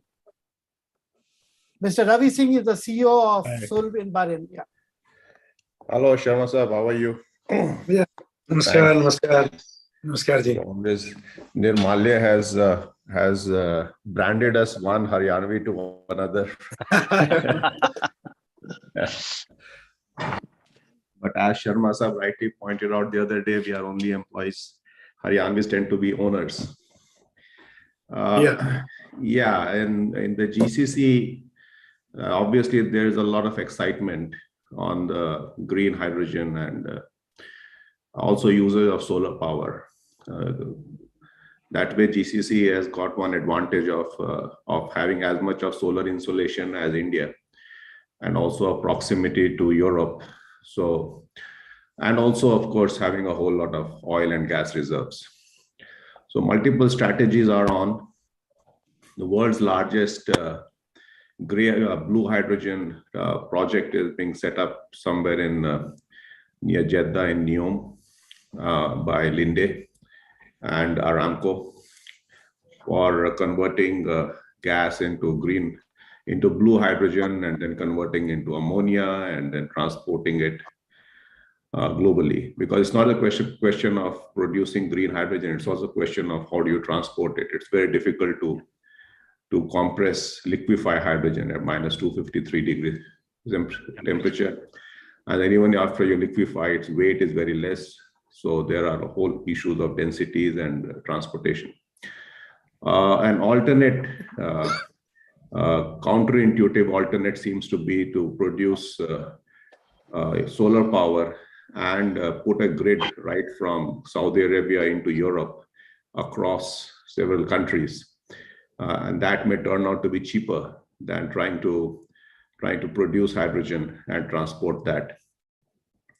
So there's a whole lot of work happening in terms of also carbon capture is very much a possible technology over here.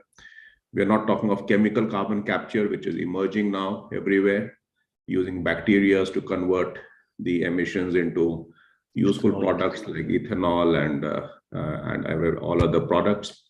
But we're talking of carbon capture in terms of capturing the carbon dioxide and putting it into oil wells underground. That is something which is already being done by ESI, and it is a preferred technology in Bahrain as per the government guidelines. And of course, it can easily be done in Saudi Arabia. It's done by the refiners even now to boost output from the existing wells, and it's a very much a possible technology. As far as the cost of green hydrogen is concerned, I think the problem is very well already been articulated by both Sharma Sahab and Mukesh Sahab. The cost is just too high. It is in rudimentary stages. The technology is unclear. Linde does have a 2 megawatt unit, to make standalone units for making green hydrogen for electrolyzers.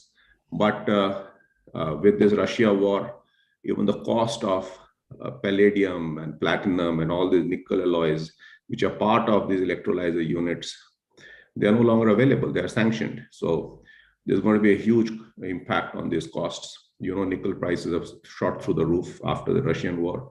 So the world is in a bit of a fuzzy situation, and I think that will remain for the next 10, 20 years before we have a clarity on way forward.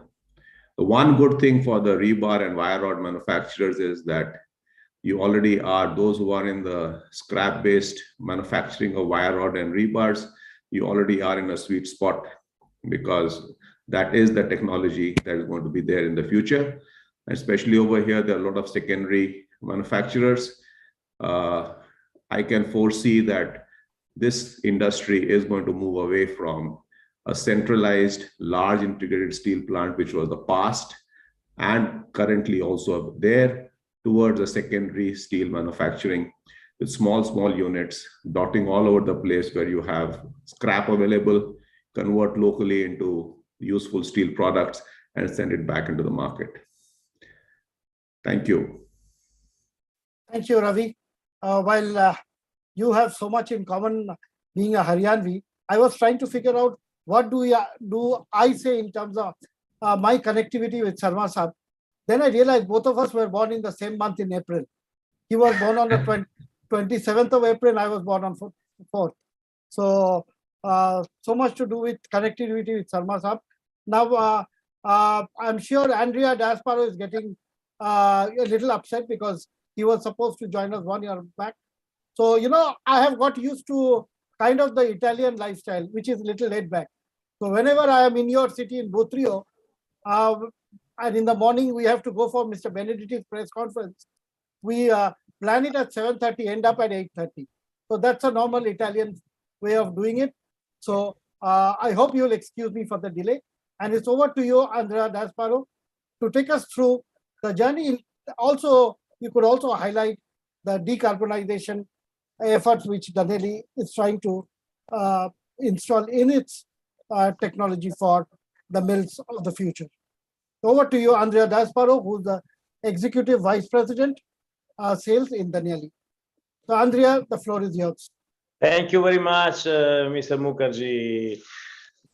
So, dear guests, ladies and gentlemen, colleagues, friends, many friends I can see today. It was a pleasure to wait, let's say, no matter, let's say, half an hour, 1 hour delay. Actually, I don't believe that in Italy you always face such a delay with us, but doesn't matter. It was very interesting to listen, Sharma ji, Mr. Ravi Singh, who I had the pleasure to know, to interact with both of them. And to be honest with you, you know, today my time I will spend just to let's say, to update you about Dhaneli achievements. I think no matter to talk about, let's say, updating and market development in India, we have a really estimated representative of the Indian steel industry who knows very well what is happening in India. And it is difficult for us, even we are coming so often, to, let's say, to give added value on such a very nice and detailed presentation everybody has made regarding the Indian developments and actual steel business happening today. So I hope I will have enough time at least for my presentation. And as I said, today I decided not to go, let's say, into new technology as always, let's say, innovation presentation, I mean, which we always, let's say, do. And I think I would prefer to talk about solid achievements and concrete solid data about some plants in operation. So I would be pleased to share with you, let's say, what Dhaneli is doing in the market today. And then I hope you enjoy. Just a minute, let me try to share. Okay, so I hope the presentation is visible. Mr. Mukherjee? Can you see my presentation in the screen? Yes, yes. Very good. So I'll try to be short. I mean, this is basically a presentation where I choose 4 plants I mean, different location worldwide, try to convey to you what Daniele is doing and let's say what is really happening after, let's say, the plant are in operation. These are touching different fields. Of course, this is inclusive of wire rod and bars, which is the subject of today's webinar. And I will start with just a small introduction of Daniele portfolio in the long product field. As you know, we cover almost everything, including rails, heavy section. We have different plants, let's say, covering any kind of market requirement. It's very important for the rails nowadays. It goes up to very, very long, 120 and more meter with the surface hardening. This is basically for the high-speed train. Heavy section, we have plants which produce a section up to 1.1 meter, 8, for skyscraper application or bridges or let's say different type of infrastructures. Specialty steel is one we are proud, let's say, is one of our most important field, and we have several examples, including the tire core for automotive, but bearing steel, spring steel, and alloy steel. Let's say automotive parts, SBQ bars is also very important. With my pleasure, I can see that now India is turning into this field with many reputable groups, let's say, now looking to invest in this field. When we talk about SBQ, we talk about straight bars, but also barring coil. Barring coil actually means quality bars, because this is basically for engineering steel application and, let's say, different mechanical application. Rebars, as Sharmaji said, is still, let's say, the bread and butter of the steel industry and very important for the infrastructures. Now the challenge is to become more effective in terms of a competitive OPEX transformation cost, zero man on the floor with, let's say, lower manpower, but also lower risk for the operators. Plans for big bars, especially for the energy sector, as we have seen, wind turbine and so many other applications linked to the energy, which is also one of the subjects touched with most of you today. And then, let's say, this is the small agenda, try to be short. As I said, I pick up some references.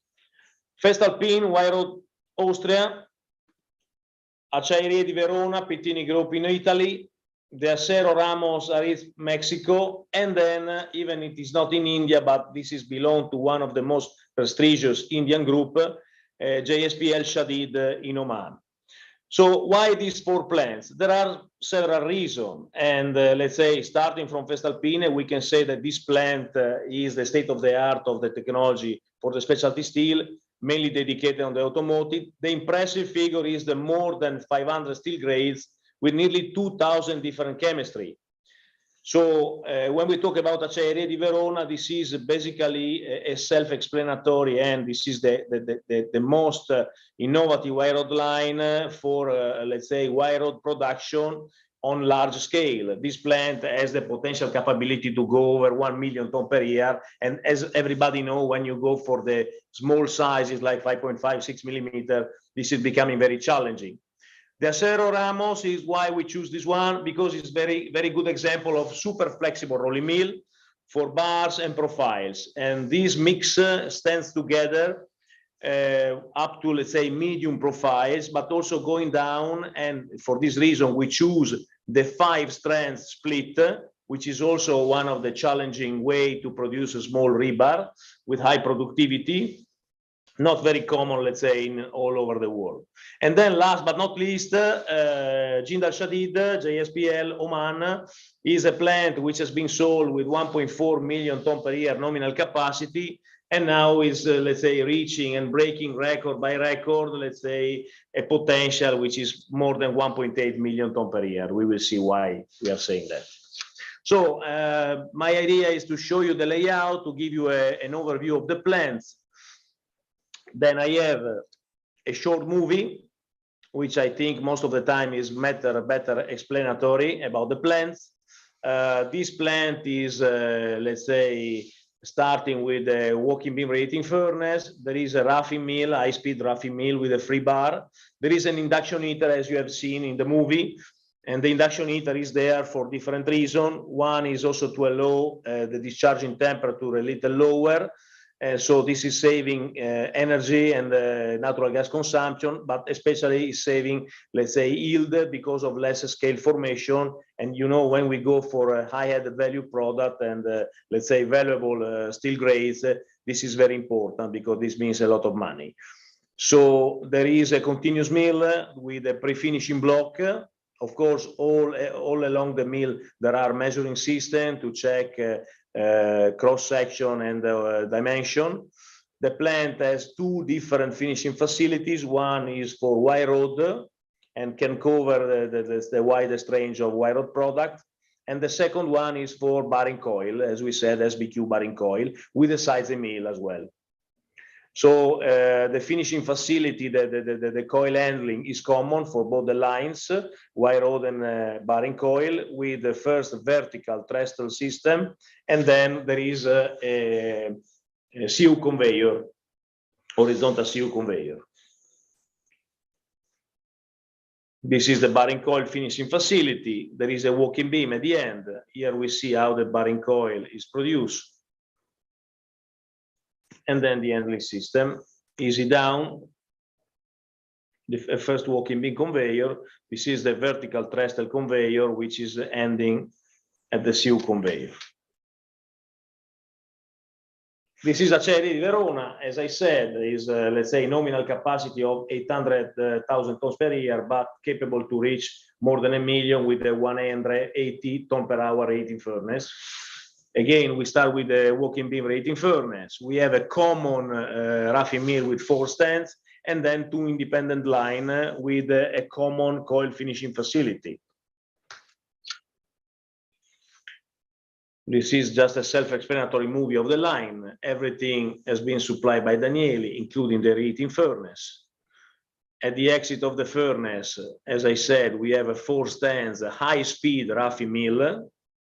And then we have a switch, we have a deviator, which is, let's say, directing the bar, the billet, alternatively to the left and right lines. Both the line are with energy saving system, cantilever stands. We have different set of finishing block, intermediate and finishing blocks. All blocks are equipped with the automatic, with the semi-automatic rings changing system by means of robot, which is driven by the operator. Along the plant, again, we have these measuring facilities, which are checking the cross-section before entering into the sizing mill, and then are checking the dimension of the finished product. We have high-speed shear for the trimming online, head and tail. And you can see also the coil formation. This is made by oil film bearing laying head, patented by Danieli. The coil cooling conveyor are equipped with the most modern, let's say, features in terms of high flow cooling fan for high carbon and let's say, and then there is also a set of hoods for retarded cooling, for welding wire and other different applications. The finishing facility, of course, is Sunbursta. It is all vertical with, let's say, 3 compactors, 2 and online, and there is a third one for any emergency situation. The coil discharging is by means of a horizontal station, and the coil handling is made by forklift, as we have seen. This is the Acero Ramos, Mexico. This is also a very impressive line. It is a huge plant which is capable to cover a very wide range. And as you can see, we include angles up to, let's say, nearly 4 inches. Then we have flats, we have square, we have channels, T, and then we have also rebars. So this mill is what we call super flexible, covering a very wide range. And as I said, is capable, other than producing, let's say, quite large type of section, to go down for small rebars in multi-strand rolling mode. And here we applied the 5 strands slitting mode. This is quite famous. Also in your neighbor country, Bangladesh, we have other 2 plants who are producing the small rebar with the 5-strand split. So it's becoming, let's say, now a usual practice. You can see in the movie. But now Danieli has already sold in the market and introduced in the market the 6 strands. So again, we need to update this video with a new plant for the next presentation, where we will show you the 6 strands in operation. Production of small size is becoming very demanding. The rolling mill are always, let's say, now in large scale, as required by the steel producer. So let's say one of the best way when we want to combine merchant bars and rebar is to go for multi-strand. And then to increase the capacity of the small diameter, the best way is to increase the number of strands. Mill again is working, is fully automatic. It's follow the new philosophy of operator assistant instead of, let's say, HMI, the old-fashioned name and definition of the human-man interface. And now it's called operator assistant because the system is fully automatic, okay, driven by the automation system. And then whenever there is a new condition, either a particular condition happening in the mill, or there is a suggestion for a new practice, let's say the system is just suggesting to the operator with a pop-up, and the operator has only to confirm the application of the new practice. Jindal Shadid is a different example of rebar production by means of high speed. In this case, the mill is focused on rebar production only, with a very wide range covering from the small size up to the thick material. Here we apply the two split strands for the small sizes. We apply the high speed up to 45 meters per second, and is one of the largest in the world with 245 tons per hour nominal capacity. And then with the application of the hot charging, because this is part of an entire mini mill implemented by Danieli in Oman, is capable to increase even this hourly throughput. Is made by a continuous mill, walking beam reheating furnace, then continuous mill, and then split into 2 high-speed blocks with a simultaneous discharging into the cooling bed. There is also quenching line at the entrance of the cooling bed, the central line for the thick material.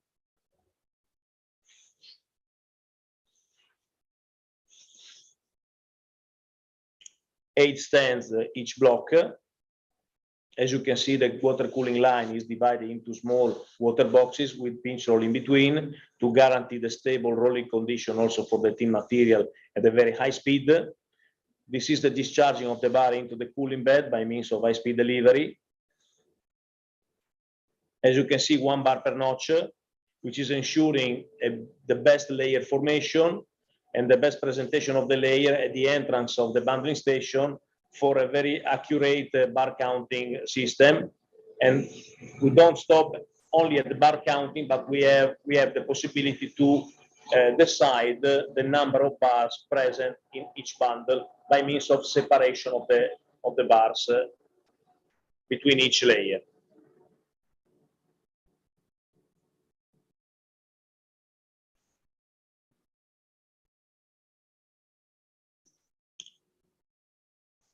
Then performances.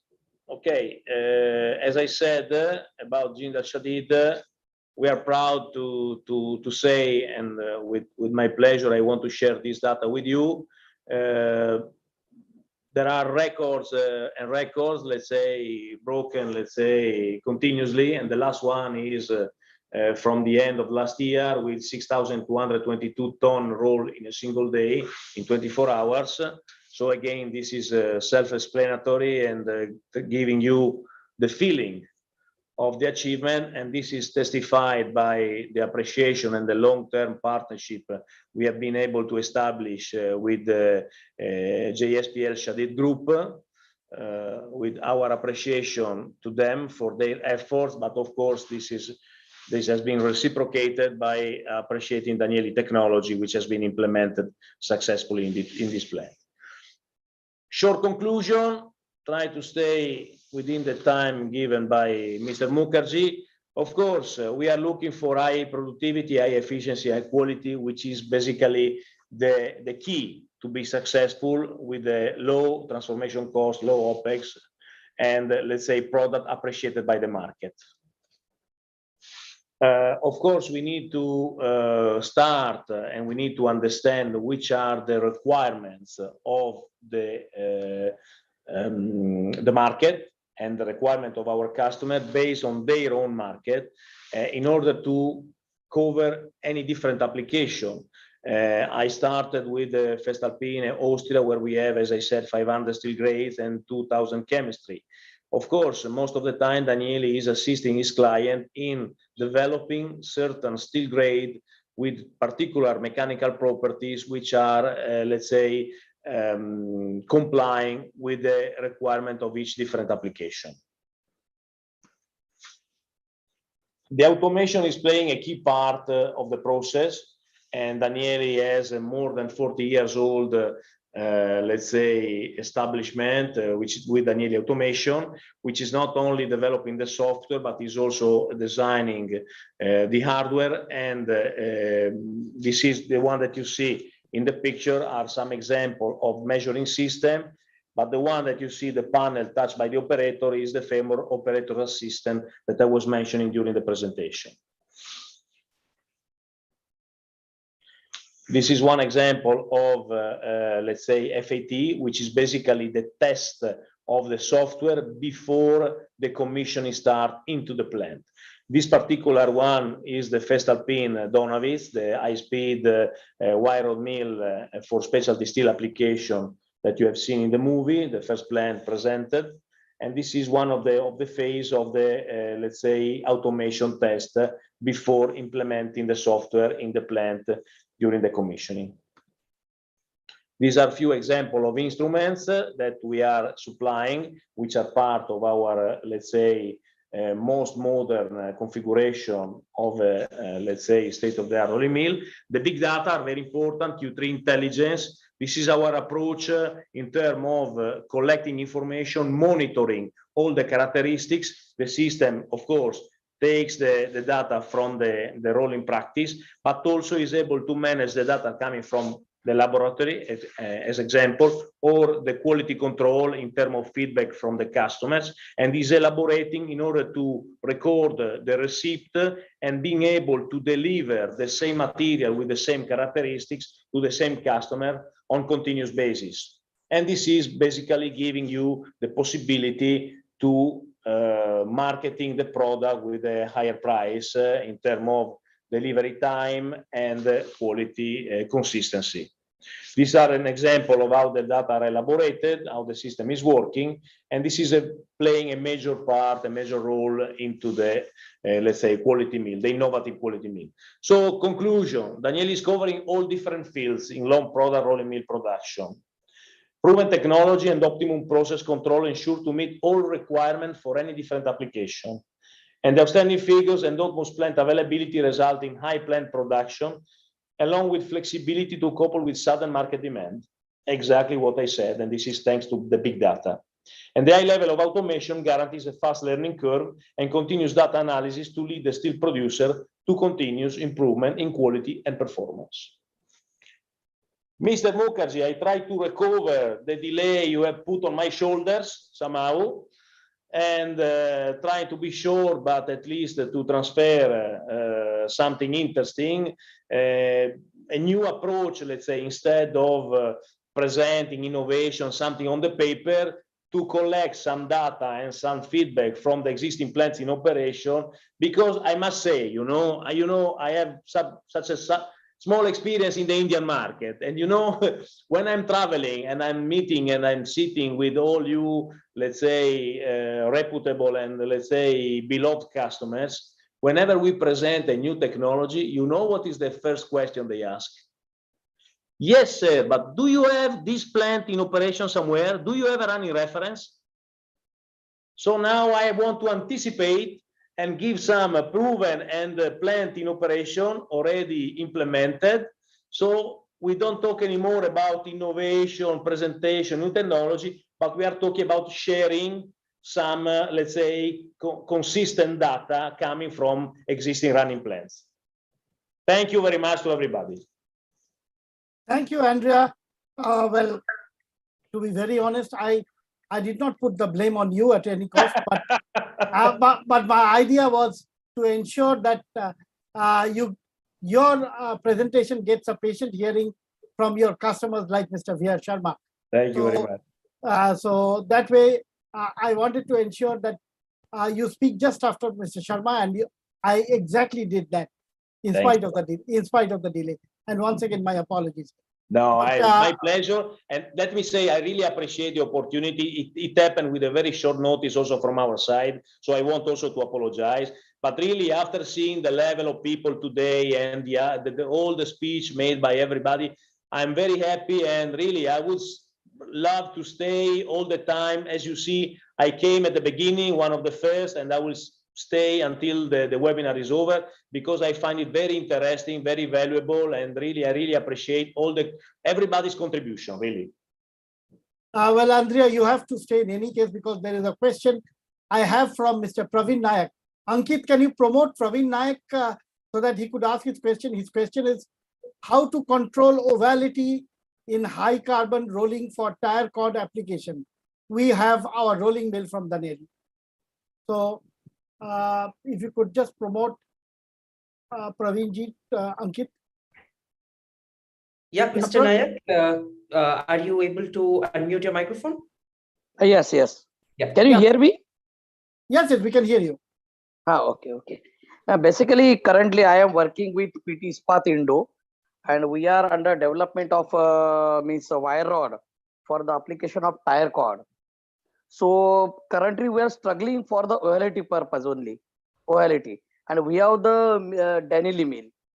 I think it was established in 1992. So I guess this is a Morgenshammar mill. Morgenshammar Sweden mill. Yes.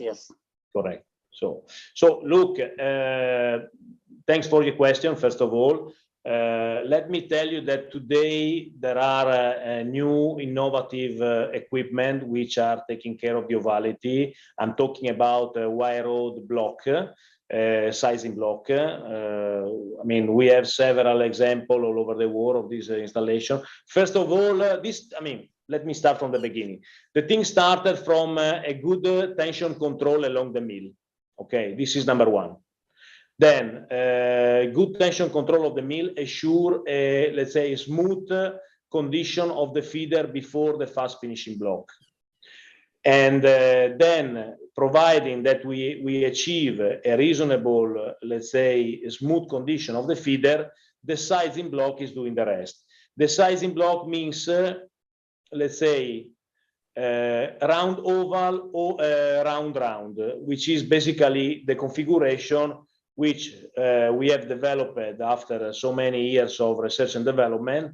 We have several installations. One was also presented during, let's say, my presentation in Festalpin Donowitz, where they also produce tire cord. And then another example is in Acciaierie di Verona, where they don't produce tire cord, but they have the same kind of sizing mill with these 4 passes at the end before entering into the lane head, oval, round oval, round, and basically this is giving the possibility to achieve a very, let's say, strict ovality. I will share you a video, which is a very amatorial video. Now I don't have on my laptop, but I'm very sorry. I will prepare for the next presentation, or maybe I will share with Mr. Mukherjee to prepare an article on his magazine. We have a recent implementation done in Turkey with the Ixtaş Group. It's a very famous company, let's say, exporting also in the American market and Europe, where we are now achieving an ovality which is, let's say, below 50%. Cool. So I will be happy, let's say, even out of this session, to give you some literature of this, let's say, TMB, wire rod sizing block. And then also we can give you such guarantees of what we are achieving basically on the today's market.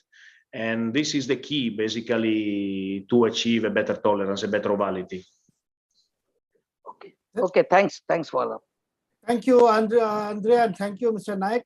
If you want the email address of Andrea Diaspora, please post your email ID in the chat or Q&A section so that Andrea can get access to your email ID and you can share his contact with him. He will get back to you with more details. Now, there is one. Mr. Praveen Naik, just stay put for a minute because you have another question. How much is the consumption and production capacity in tire bead and tire cord product in India? Would Mr. Saraf like to answer to this? Mr. Nirmal Saraf, would you like to answer? Well, the major players in the tire cord, I think the full thing is not being done in India as yet. There are plants in the offing. Only one company, I think, is doing tire cord in India. Tire bead, Rajratan, Tata Steel, and there are four companies which do tire bead. And Rajratan has got big expansion plans where they want to do a lot of tire bead and they want to become global players and they want to have about 15 to 20% of the global market, they say, in tire bead. That is what their plan is. They are doing great. Their quality, etc., is also good. So from among some members, we've got these four people who are doing tire bead, Tata Steel and Rajratan being the two major ones. Thank you, Mr. Saraf. Mr. Naik, Mr. Naik, do you have any other question? No, thanks for that. Thank you so much. So you can share your email ID with Mr. Andrea Diaspora and he will get back to you. Mr. Diaspora will get back to you. Okay. So with that, we'll move on to our next speaker, Mr. Kamal Agarwal, who's the Secretary General of All India Induction Furnace Association. And as you know, we have a large number of players in the induction furnace unit. And I'm sure Andrea may have a few solutions to as far as providing technologies for in their nano mill section. You have Daneli Mida concept.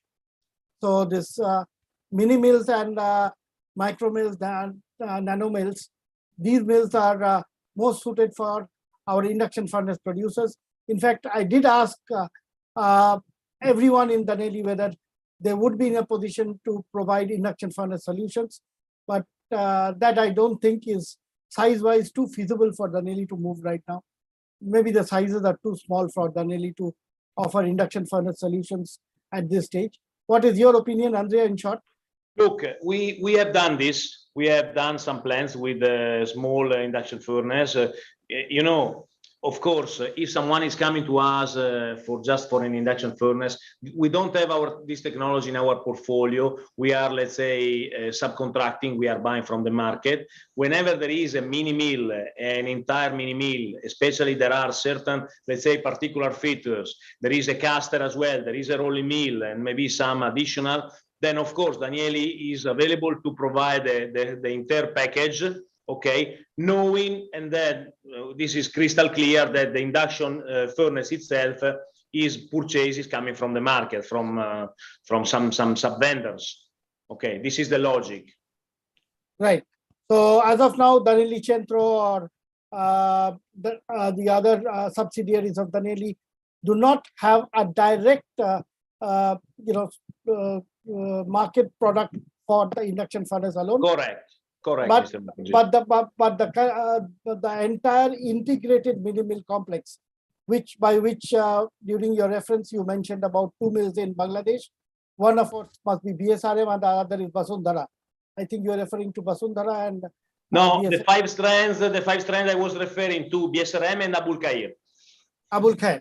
So yes. Mr. V.S. Sharma is also aware of this because of course he spent a good time there in Bangladesh before coming back to JSPL. So he must be aware of this.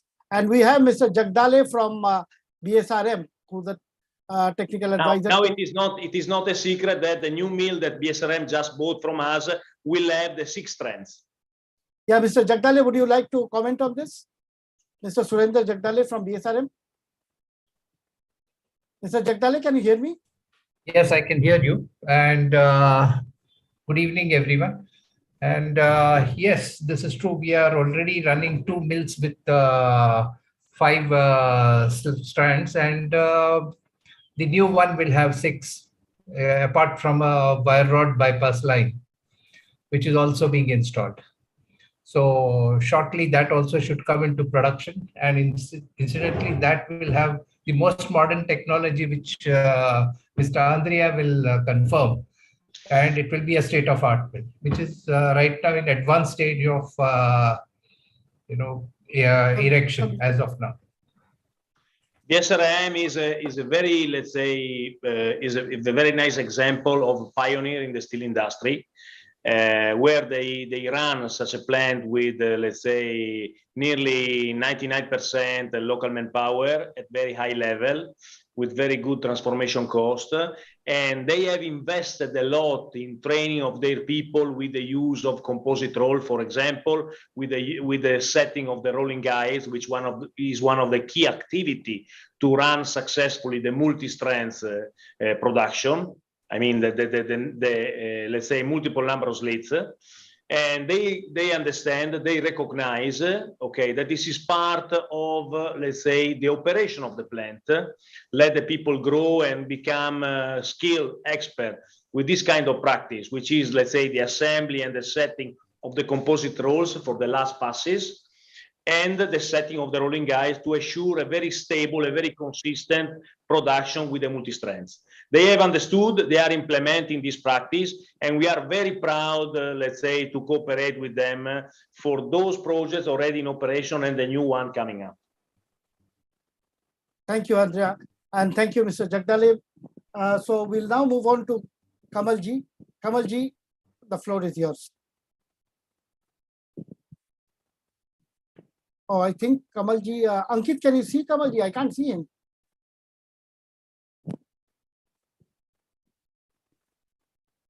I can't see him. I don't see him in the panel. I think he may have left by now. Anyway, we'll come back to him later if he rejoins. In the meantime, we'll move on to Mr. Nirmal Saraf, followed by Ravi. So, Mr. Nirmal Saraf, Chairman, Steel Wire Manufacturers Association of India. The floor is yours, Nirmalji. Good evening, everyone. See, as far as the steel wire industry goes, generally steel wires or wire rods, which are generally converted into wires and downstream products, are 5% of the steel produced in any country. So going by that, in India, if you talk about the primary producers, there's a shortage of steel wire rod capacity, because whatsoever wire rods come from the induction route, in most cases, apart from very basic uses like construction, etc., the quality is not suitable for any products like Mr. Sharma talked about, any auto steel and say tire cord, tire bed, even high carbon wires and ACSR core wires, all types of wires, these special wires, which are value-added wires, cannot be made out of steel, which are coming through the induction route, because the chemistry control is not there. Now that said and done, what inhibits the growth? We've got a lot of idling capacity in the wire industry. What inhibits the growth of the wire industry? See, the problem is a very basic problem, where the thought process in the Indian steel industry is that the benchmark price of steel in India should be the international CIF price, the landed cost of imports, which take into account the import duties and the freight which is paid by a country, by an importer into India. And that is how the steel producers would like to fix the prices for steel.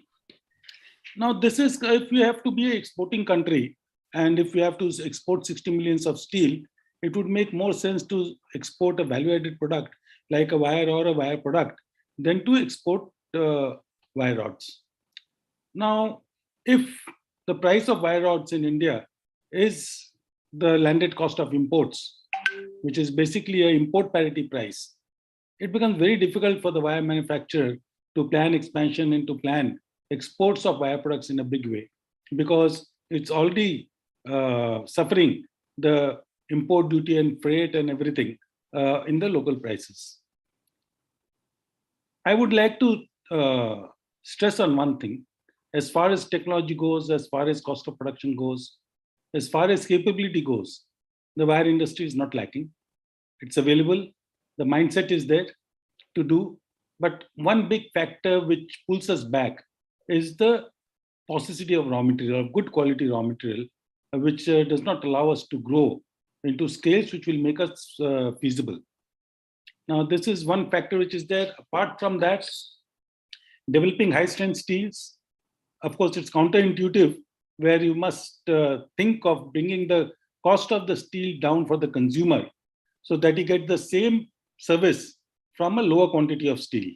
But that will result in ultimately the usage of steel going up. It makes a lot of sense in the carbon front also. If I can do the same work using a lower quantity of steel, then the carbon footprint is also reduced. As far as manufacturing technically goes, I don't think there's any barrier to technology, non-availability of technology for making the best quality of wires. We've got players here who are exporting in a big way, even wires, but we don't have too much to add to that as far as the wire industry goes. But the biggest problem which we face is the volatility in raw material prices and the availability of raw material of the correct quality at the correct time, which is a drawback on this wire industry. If anybody has got any questions, pointed questions, or any other queries, I would be only too glad to answer them to the best of my ability and knowledge. But the general points which were there regarding GST, export duty, etc., I have expressed earlier in response to Dr. Mukesh Kumar's presentation to this group. So I would not repeat them and take up too much of time of all those who are present and listening here.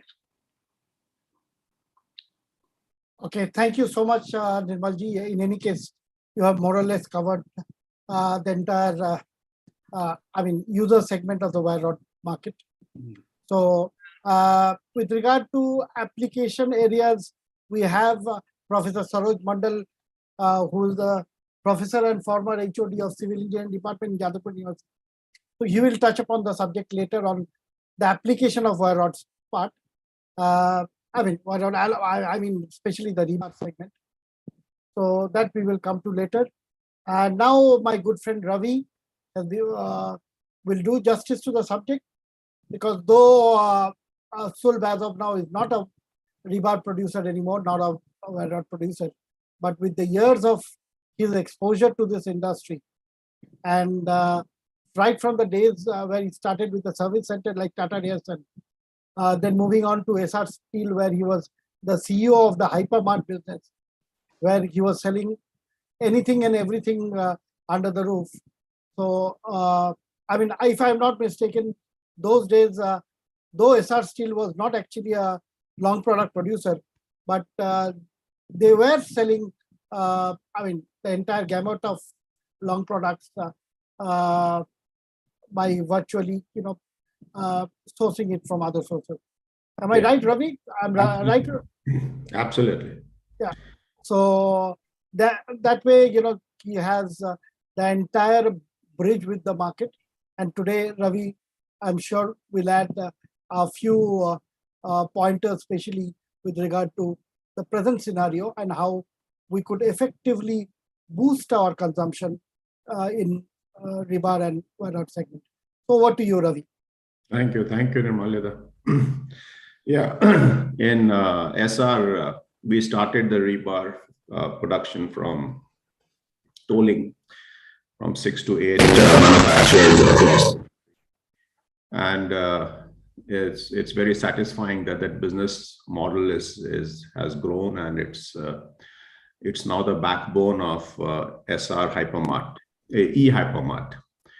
We had created one platform for selling products, and that is still live, and we are very happy to see that. That's in fact why I raised this, is because that's a pointer to the industry that you can also move towards e-commerce kind of a platform sales for these products. It is not impossible, and in case of my previous experience, it has given us a good business. I believe that's almost 1,000 crore business today.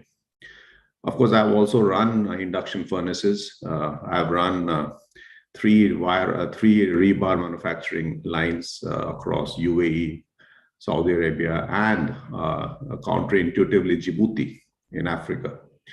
The Djibouti National Mill was set up by me. The Saudi National Mill was set up by me. And we have also expanded facilities in UAE. So I do have a little bit of experience on the induction furnace side of the business. Rebar is, you can't talk of steel market without talking of rebar, because that accounts for anything from 50%, 40% to as high as 90% of the steel production. If I look at GCC, almost, if we have come down, GCC highest production was about 27 million tons, but nowadays it runs around 17, 18 million tons. Out of that, close to 13, 14 million tons would be rebars and wire rods. Wire rods in India have not picked up to the level that they have in GCC. In GCC, you cannot expect a construction site without welded mesh being used, which is not so much in India, because you're still trying to use labor and do the wire, this binding of the welded of the mesh. And that restricts, because again, that's more out of the taxation issues that were there in India. With VAT, hopefully things will become more and more factory driven and you'll see more growth over there. But we were supposed to talk about the market prospects of this business. So if I look at GCC, yes, the market prospects are very, very good right now. GCC had its highest production sometime in 2014. And with the way oil prices are now going up globally, and if Russia remains under sanction, then oil will only keep increasing. Russia is the second largest oil exporter in the world. So one can expect that oil prices will remain high. If oil prices remain high, there is that much surplus available for the GCC countries to invest.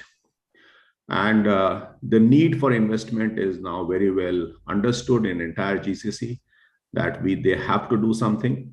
So you can see sweeping changes across Saudi Arabia happening, which is the main driver, main economy of GCC. GCC is about $1,400 million as a whole, and Saudi alone accounts for around $800 million out of that, $800 billion out of that. So it's very clear the way Saudi is moving.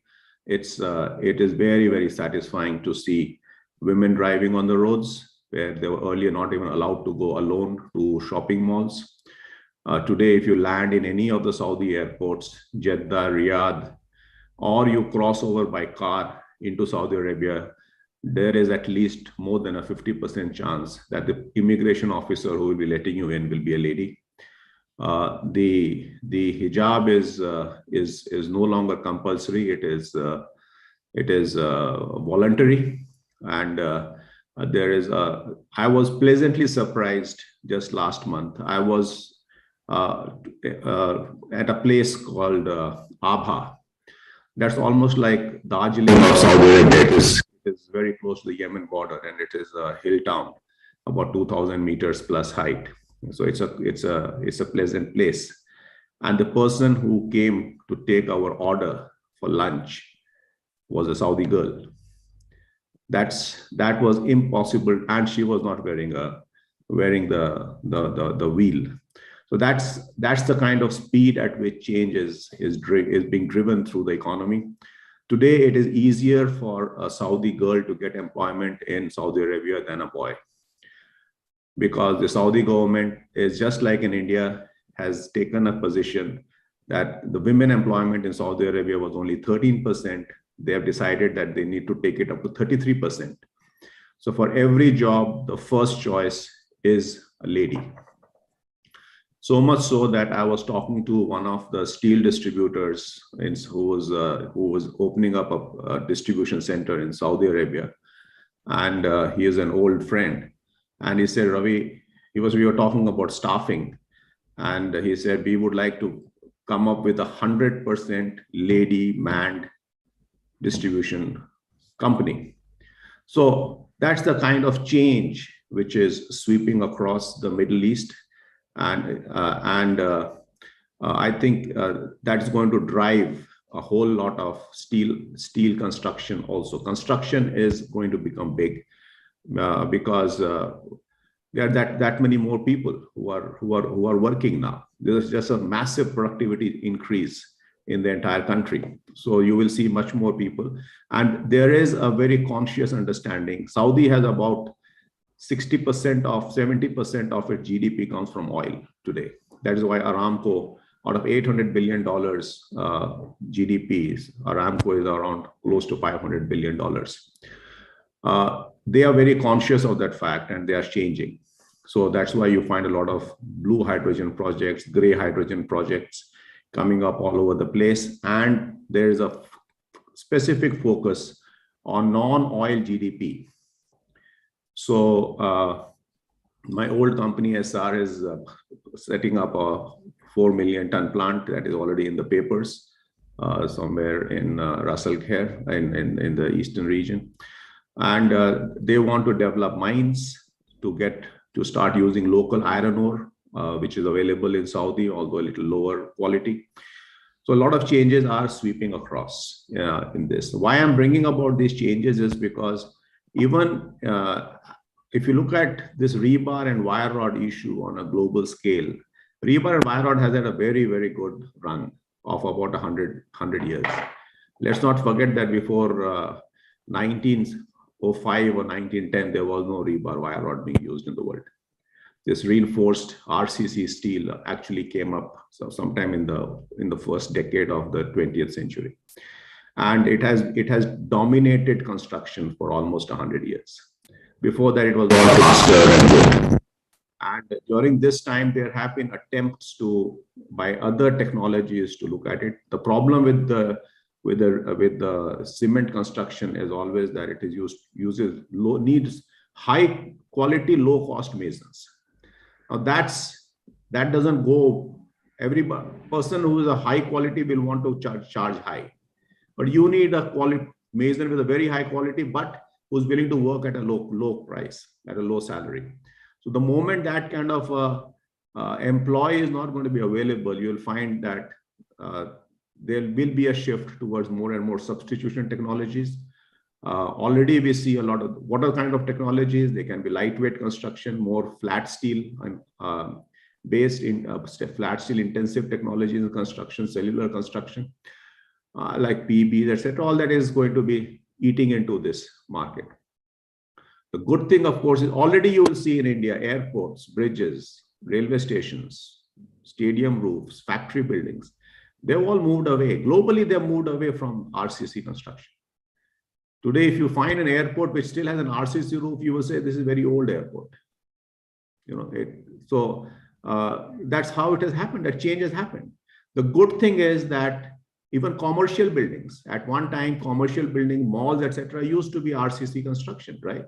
Today, a modern mall is supposed to be steel-intensive building with large spans. That's how it has moved, glass and steel.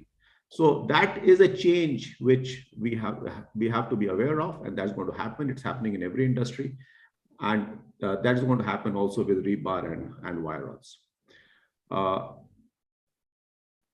The good thing is that overall, any below the ground construction is always best done with rebars. So it is the king as far as below the ground construction is concerned. It is facing some substitution challenges above the ground. So that's something that it will have to overcome. The greatest thing going in favor of the rebar and wire rod industry is that it is scrap based.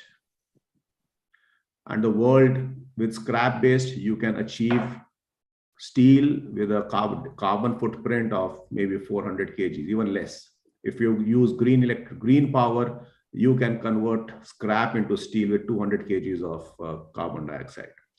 And wait till 2025, another 3 years from today, when Europe removes the subsidies on carbon credits, which currently every industry over there has. and they have to pay the full cost of carbon credit with a carbon tax of 100 euros or more, it will radically change the rebar and wire rod industry globally. And that is why I was saying a little while ago, you will see a democratization of this secondary steel making. It is not very costly. I have set up, as I said, induction furnace based rebar mills. I know what is the cost of buying an induction furnace from Inductotherm or Megatherm. I know what is the cost of buying a wire rod mill from Kolkata, the Gasons of the world. It is dirt cheap. You and I as professionals can set it up ourselves. That is the level, that is the price of those mills. So with that kind of a thing, these mills are going to mushroom all over the place. They will use local scrap. You just need an availability of about 150,000 tons of scrap to start this thing. And with the carbon credit, you're going to make good money. So that is the direction in which the industry is going. So the industry is going to make good money for the next whatever number of years. Green hydrogen, as we said, is not coming very early, and there may be other technologies which may overtake. Green hydrogen was a intuitive, low-hanging fruit. Oh, carbon causes problems, so let's use hydrogen, because hydrogen plus oxygen is water. It was a very intuitive, low-hanging fruit. But as you go deeper into it, you may find that carbon capture may be a better technology going forward than green hydrogen. But that's something that the future will tell us. So GCC is going to do well. GCC is growing. There is some talk of high tensile rebars. We keep questioning about it. But one has to understand that when we do civil design, I'm a mechanical engineer, but when you do mechanical design, it's very similar to civil design. One does not look at only strength. One also has to look at moment of inertia, bending. That becomes a very critical failure criteria. And therefore, when you use high tensile and it becomes smaller in diameter, it also loses its inertia, moment of inertia. So it can be always application specific. It cannot be just a general line. General line, the standard rebars 275JR, 355 are going to rule the roost for quite some time. We keep talking of corrosion resistant rebars, not so very popular in India, quite popular in other places. I think a bigger challenge could be this tubular construction, which is already eating quite a bit. Way forward, reset for decarbonization. You're in a sweet spot with that. The whole world is worried about decarbonization. You guys are in a very good position. And the biggest worry I can tell you, if I foresee rebar and wire rod market, is 3D printed houses. That technology can blindside the steel, the rebar industry, because that technology, once it matures, can simply remove the entire construction industry, above ground construction industry, and replace steel with some kind of fibers, etc., or chemicals which are added to the cement to make it, to harden it by itself. Because the only purpose of putting steel in a cement is to provide that tensile strength, and there are other ways to provide that. Already Tata Realty has started doing 3D construction. The cost is a little high, so things can change going forward. Costs, as we know, change with the economies of scale. The best thing happening in India is that the urbanization levels are very low, hardly 40%. Earlier it was 36%. Now I think my guess is it's still around 40%. Whereas in the advanced industries have an urbanization of 70 to 80%. So to that extent, you have to double the urban infrastructure, which means there's going to be a huge amount of construction which is going to continue for long years to come. And with India hopefully becoming the third or the second highest GDP country in the world, overall GDP, I'm sure money is available for that construction to happen. The other thing is that government is going to protect the steel industry, because there is a lot of employment which the steel industry generates. Typically, a large-scale industry has an impact 10 times its GDP on the society. And when you see that, you will find that you'll realize that the impact of steel industry, the ancillaries, the services, and the logistics and everything else is huge. So I'd like to close on that. GCC is doing well. GCC is going to do well with the oil prices being maintained a little on the higher side. So long as this war is going on, we don't know how the world will restructure after this war, whether there will be what kind of impact it will have. It is also very well aware of the challenges. It is getting into more and more non-oil growth, and we can see solar power, huge projects coming up, and taking the solar power across. For the steel industry, solar is a big question mark because you need so much of land to set up the solar plants, number one. Number two, the technology as of now has too much of spikes, either in the rolling mill or in the melt shop.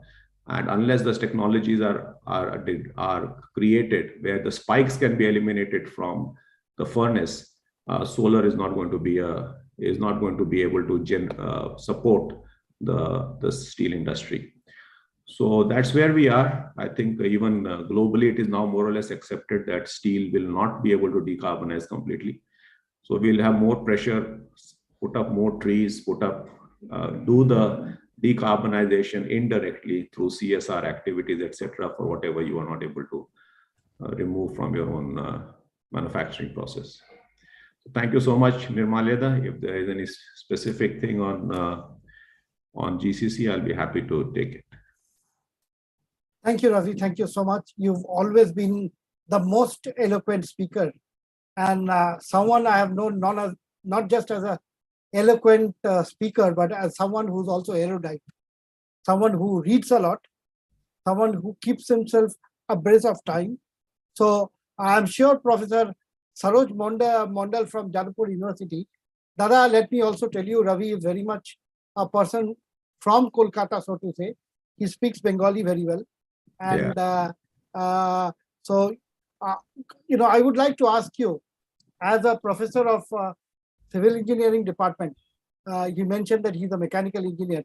So as a professor of civil engineering and ex-HOD of civil engineering department at Jadavpur University, what are your thoughts on what Ravi touched upon in terms of 3D printing?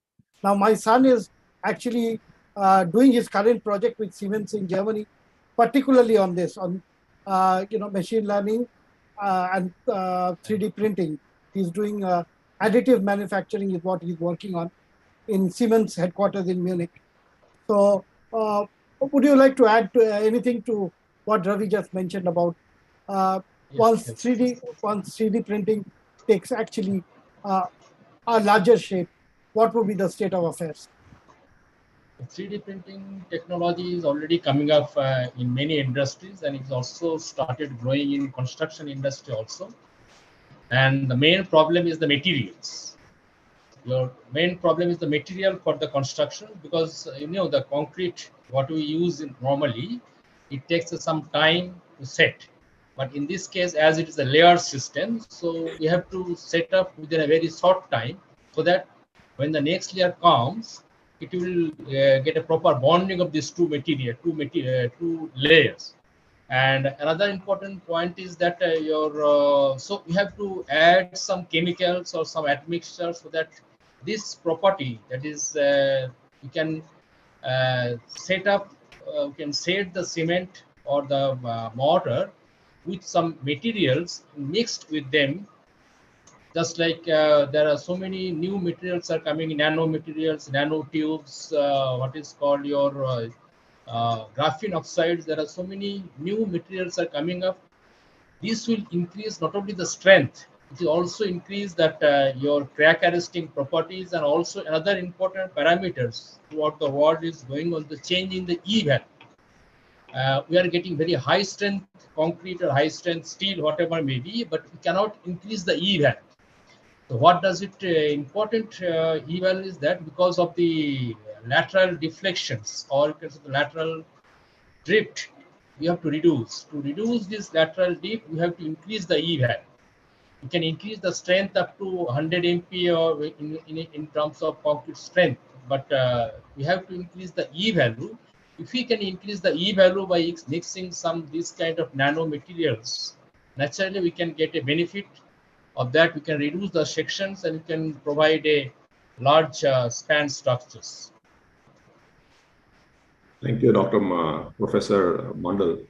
I must tell you, my wife is from Jadavpur University, electrical, Yes. 1990. Which stream? Electrical. Electrical. Yeah. And she was also with SR when Ravi was there as the CEO. She was, and then is she still in L&T, Ravi? Yeah, she's in L&T right now. Yeah, she's still in L&T. So with that, I'll just move on to our next speaker. Thank you, Ravi. Please stay put with us because we have a few more speakers to go. Your good friend Satya Bodha is not joining today because he has got fever. So Satya Bodha just sent me a SMS this morning that he woke up with fever this morning, so he will not be able to join. So naturally, we'll move on. I think I must take that clue from you. COVID is rising again. Yes. And be careful, everybody. Yes, we have to be careful. So now I'll move on to one more major producer. But, JSW is a late entrant in the long product segment, I would say. Late in the sense that they came in around what, 2008-9, Mr. Mittal? 2009. 2009, yeah. Because I remember that when I had a very good friend called Mr. Sagar Rao, who was the joint managing director in JSW at that point of time. Correct. So we used to have a lot of discussion on JSW's plan of entering the long product segment. But in spite of, let me tell you, Mr. Sagar Rao was the chairman of Vizag Steel Plant earlier, before becoming JMD in JSW.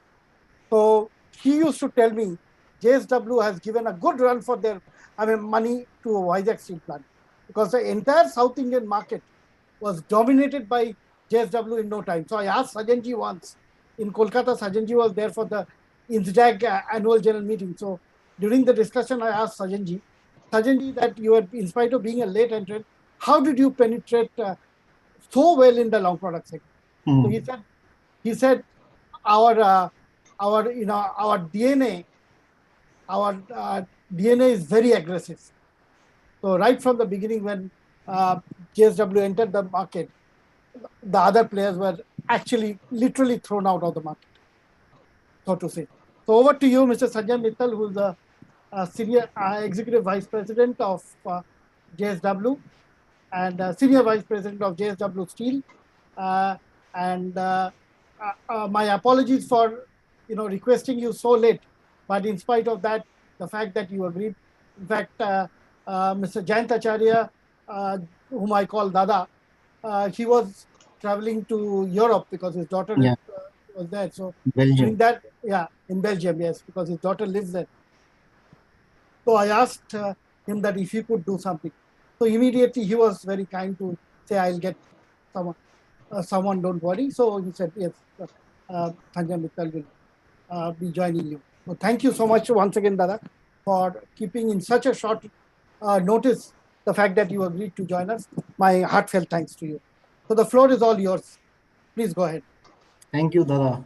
Thank you so much for the kind words. And really, though we have never thought about it, I'm forced to think now that how come we have achieved whatever we have achieved in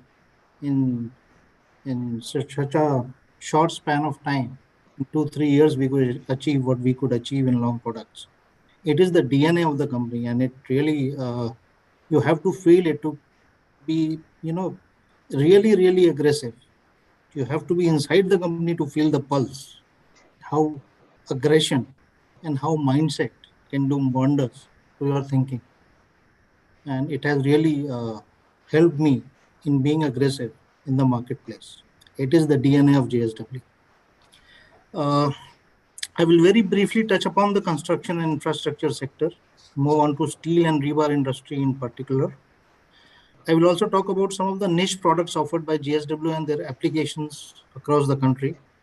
I will conclude with the future offerings of JSW for the construction and infrastructure sector. If you look at the apparent steel consumption in FY22, it was 106 million tons, which was 11.4% higher than that in FY21. Per capita steel consumption in India is about 77 kgs, though in rural areas it is quite low at 20 kgs. And some years back, it was projected to be 160 kgs by 2030-31. So that is will be more than double than what it is today. If you look at the construction and infrastructure sector, that consumes around 55% of the overall consumption of steel. Also, infrastructure and manufacturing initiatives by the government are supportive of long-term growth.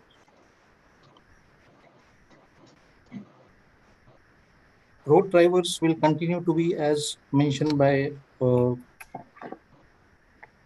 Kumar, Gati Shakti project, which comprises Bharatmala, Sagarmala, and 2 freight corridors, airports, metros, and affordable housing for all.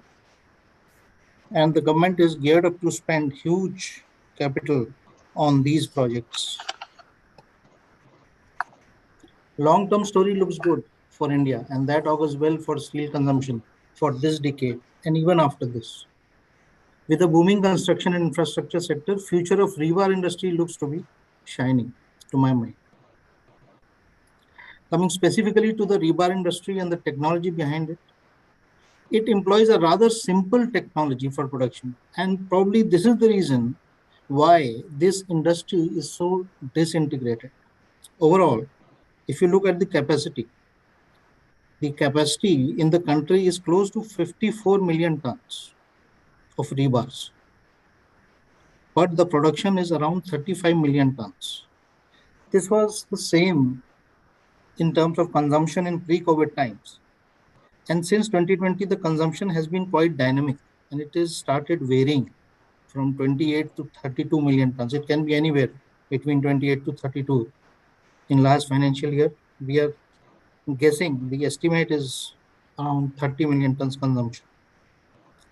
The share of integrated steel plants is 10.5 to 11 million tons, or roughly 33%, 1/3 of the total steel, of the total TMT that gets consumed in the country.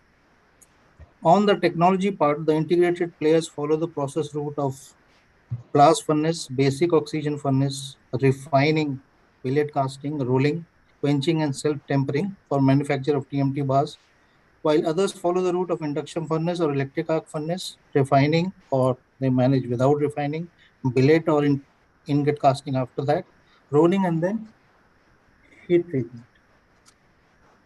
As mentioned by Mr. Ravi, now TMT is the ideal material as a steel reinforcement to complement concrete, because the thermal expansion of both materials is the same. In other words, when heated or cooled, both concrete and steel expand or contract almost equally. The 3 most important aspects for making world-class TMT, which we believe we make. First one is the inherent composition, which is the chemical composition and internal soundness. The objective is to make pure TMT bars with extremely low impurities like sulfur and phosphorus. The second one being the microstructure, which must be uniform throughout. That is, it must have a very clear ring of martensite and the core of ferrite and pearlite, which gives strength as well as ductility, that is flexibility, to TMT bars. The third one is related with bonding with concrete, most important aspect. If it doesn't bond with concrete, it is useless. The rib area must be baked and uniform to enable it to form an excellent mechanical bond with concrete, which will eventually give rise to a superior RCC structure. For good bonding, it is essential that the surface of TMT bars is free from casting and rolling defects. Coming on to our TMT basket, we have a base product which is now FE 550D, and thanks to VR Sharmaji and JSPL, their efforts, they were the pioneer in moving this base product to FE 550D, which is with us available from 6 to 40 mm. And the other niche products include FE 550D corrosion resistant steel CRS, FE 600 and FE 600 CRS corrosion resistant steel. In addition, we have started marketing high ductile 550D bars specifically for seismic zones by the brand name of JSW NeoSteel EDS, where EDS stands for extra ductile and strong. This product has extra strength of minimum 670 MPa, which means actually when you test the bar, you will get 720, 730 MPa, along with a very high ductility, that is elongation of minimum 16%, which is certified. And you test it, you will get around 18 to 22%. We have strategized to market this product in our retail segment, and we have received a very good response for the same. It is also heartening to see consultants and designers opting for FE 600 in projects. We have been marketing FE 600 for quite a few years to some of the notable NHAI projects for bridges. Most of you would have been to Goa, and this bridge over Zuari River cannot be missed. This is a cable bridge, and this is very close to Panji. The material used in this bridge is 40 mm FE 600 CRS, and most of the product is supplied by us. Up to 95 to 98% of the requirement was fulfilled by us. Another place where 32 mm 600 CRS was used was in, it was not CRS, sorry, 32 mm FE 600 was used, was in West Bengal in Nadia district for construction of Ishwar Setu. This material was supplied in customized length, 12.1 meters, whereas the standard length is 12 meters. Other important projects where FE 550D continues to be supplied include ceilings and bridges like Trans Harbour Neva Sheva Link in Mumbai, Coastal Road Project in Mumbai, expressways and highways in Dwarka, Purvanchal, Mumbai, Nagpur, Samriddhi have also been supplied TMT by JSW. Over the years, we have supplied TMT in nuclear power plants in Kodamkulam, Tarapur, and Kakrapar. Other applications will include supplying in ISRO, airports, in cities like Bangalore, Pune, Chennai, Hyderabad, Goa, and Ahmedabad, and various metro projects in all major cities. We are also a major supplier in the high-speed train, the bullet train project from Ahmedabad to Mumbai. There is a very special project which is going on in Mumbai, where we have been supplying TMT through our distributors. This project is spread over 16.5 acres. It is a redevelopment project which is taken up by a trust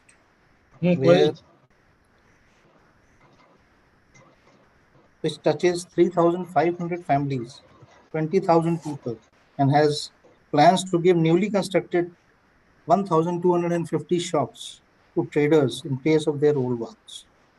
This is in Old Mumbai in a very congested area. This has plans to put up 11 towers, widen the roads. A very interesting projects which, in spite of the fact that not many rich people stay there, the designer has opted for 550D CRS material.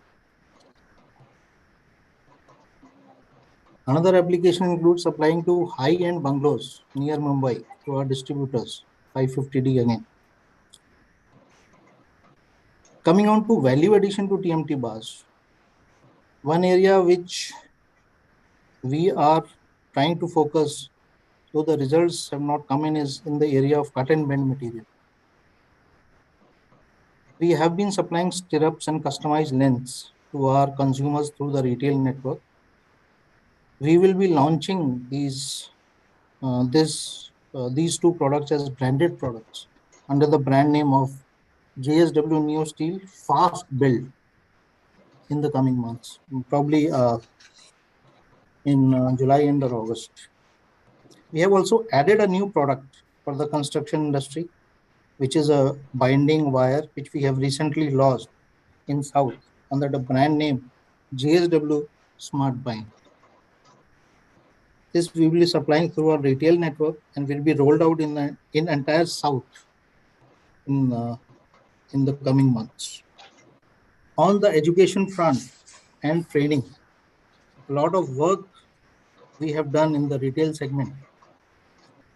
While there has been continuous improvement in the quality of TMT bars with introduction of higher grades at regular intervals, the structural designing infrastructure has some catching up to do when it comes to effective utilization of higher grades.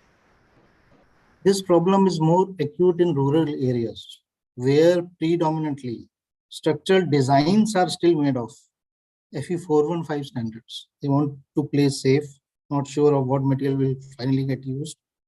So most of the places we find in rural areas, FE 415 is still used. Using the right structural design may benefit the consumers. FE 550D grade consumption of steel gets reduced by 8 to 10%.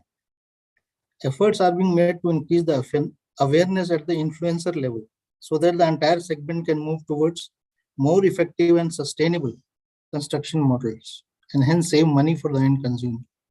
We are putting our best efforts to educate the influencers and have onboarded 14,000 masons and contractors, 4,700 engineers into our Privilege Club loyalty program.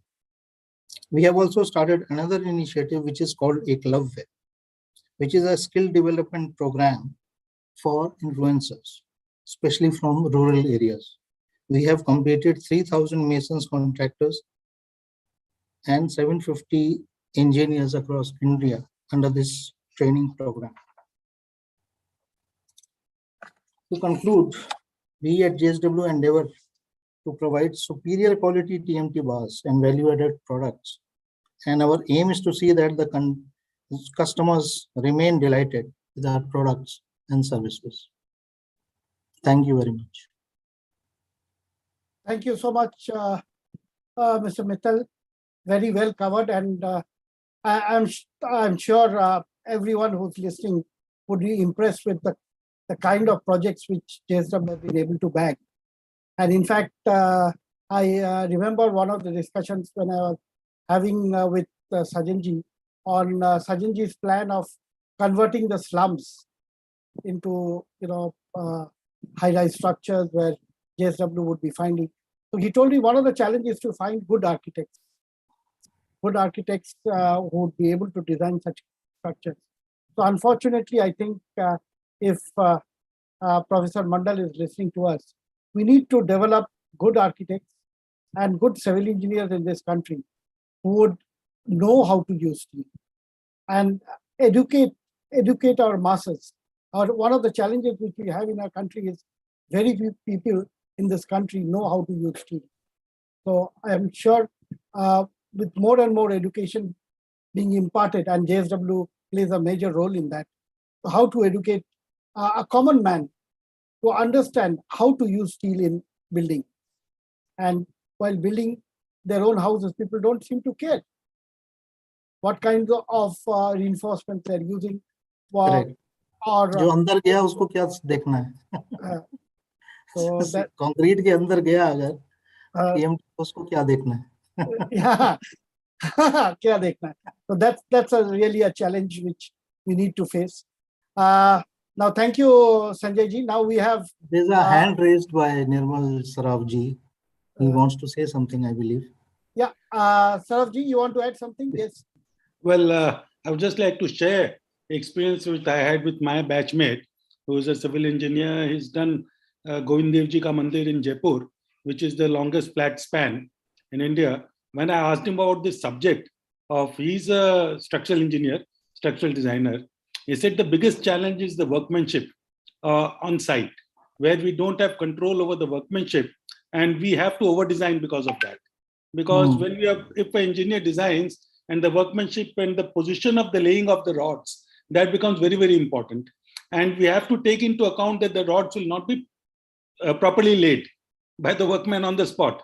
And because of that, we do over-design, and we can't use very high-strength materials, because the strength of the material also, what actually is going in, we don't know. Because in the market, what is available, certification to the exact strength is not, so maximum we assume is FE 415 when we are designing. And we assume that it will not be properly laid. And according, because what happens is, if a structure fails, then all the blame goes on the structural engineer without looking into what had happened during construction. Yes, that is right. Professor Mandal will agree with me on this count that this is a big problem with civil engineers, because if a building fails, immediately the structural engineer is crucified. Absolutely right.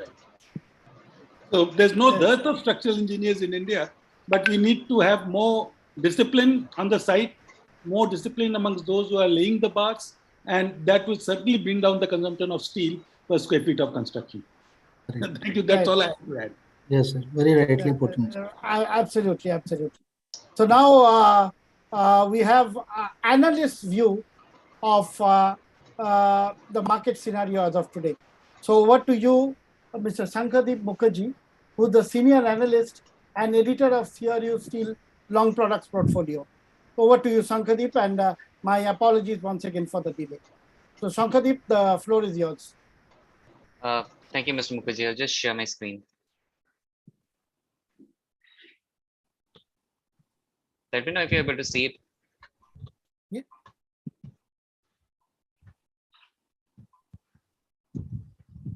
Yes. Hello. Yeah, it's visible. Please go ahead. All right, thank you. So we have heard a lot about the various technical aspects of the steel manufacturing and various properties of the steel where it is used. So my presentation is going to be slightly different, and I'll focus on a little bit on the market side of things. And specifically in the presentation today, I'll be speaking about essentially the war in Ukraine. And given Ukraine and Russia's importance to the global value chain, what impact it has had on the longs supply.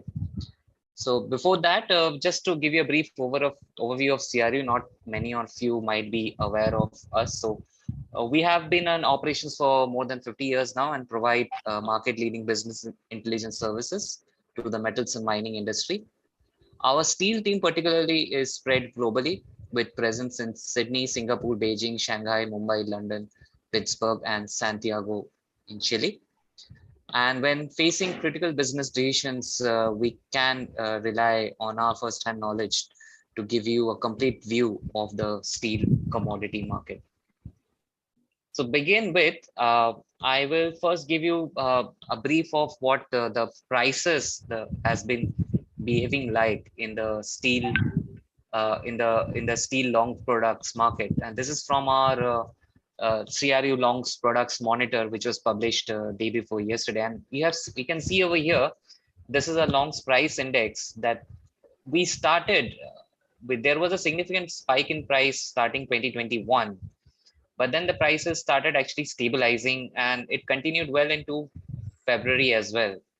But after that, the invasion of Ukraine happened, and there was a significant spike in prices over here. Since then, the prices have actually started coming down, but we are nowhere near the level where we ended 2021 or started 2022. And we are very far off where we were in the starting of 2021. Now, there are three major reasons for this. The number one reason is because of removal of cost support. So scrap prices have started coming down, as was presented in the conference today. A lot of the longs production globally is electric arc furnace based, and scrap plays a very important portion of price and important cost component for that. So with scrap prices coming down, longs prices have started coming down as well. The second thing is electricity prices, which and this was largely which affected Europe, but is slowly likely to spill over into other nations as well because of Europe's significant dependence on Russian natural gas to meet their electrical grid production requirement. The electricity prices in Europe during the month of March spiked significantly, which had a significant impact again on the cost of production. But that again has started coming down as well. The second thing is with to the supply demand dynamics and policy decisions. So in China, we were having the COVID-19 cases up until late last week, early this week, and that had created a supply demand mismatch in the domestic market there. which meant a lot of steel would have been made available to the seaborne market, which had an impact on the which made the seaborne market less competitive with cheaper offers being available.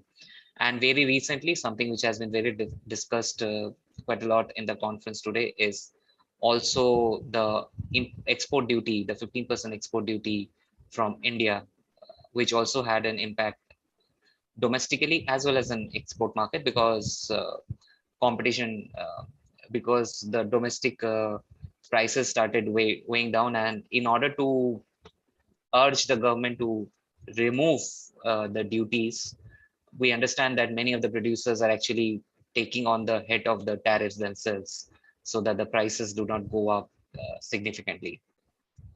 And the third is obviously demand destruction, which has been a very common phenomenon. So a lot of the price consumption of rebar wire rod is being driven by infrastructure projects, which are largely financed by governments in various governments.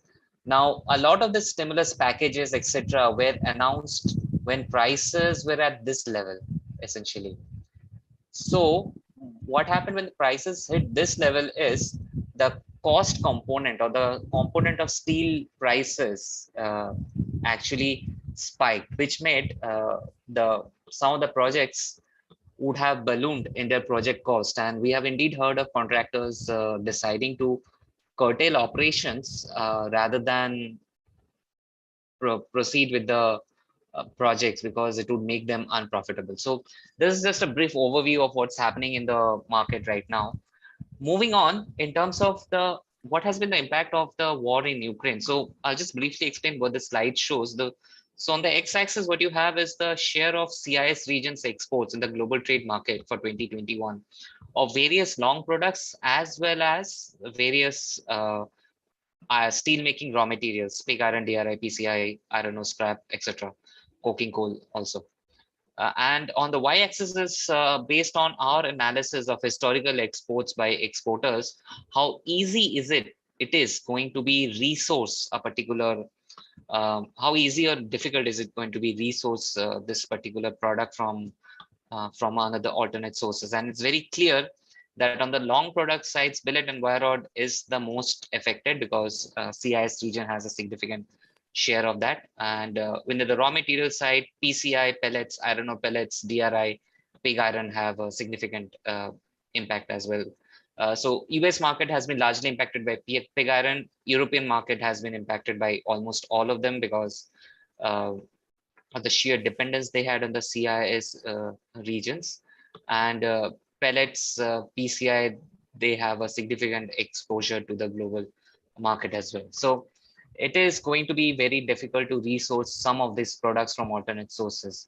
And the reason for that is very clear on this slide. And on the chart on the right, what you see is a cost of production of, so it's actually the cost of billet, not the cost of slab on that. So you can see over here that Ukraine and Russia are some of the lowest cost producers of billet in the world. And any replacement of billets to Russia and Ukraine will be a bit more expensive than they currently are. We also touched upon a lot on about decarbonization today. In fact, there are a lot of expansion plans being announced in South Asia and Southeast Asia, but a lot of them are going through the BF-BOF route, which means that structurally they are going to be more emissions than say an electric arc furnace route. So it's also quite possible some of the resourcing will be from higher emission curves, basically higher emission steels. So I touched upon a lot on the war in Ukraine and how it has impacted the steel supply chain. There are two other policy decisions which is having an impact on the steel supply chain as well. So the first is the impact from China, and which last year had actually reduced in order to reduce emissions in the country, had put in policies to discourage production by removing VAT tax rebates that the exporters previously used to enjoy. And even this year there are unofficial guidelines being issued so that exporters do not export more than 2021, and in certain cases even export less than what they exported in 2021. And obviously, in order to cool the commodity prices and inflation in the domestic market, we had the 15% export duty on steel and 15% on iron ore and 45% on pellets as well implied. So there are certain policies, the national policies, that are currently disrupting the steel supply chain as well. In terms of the Indian market, I'll close by data from a long products market outlook published in March 2022.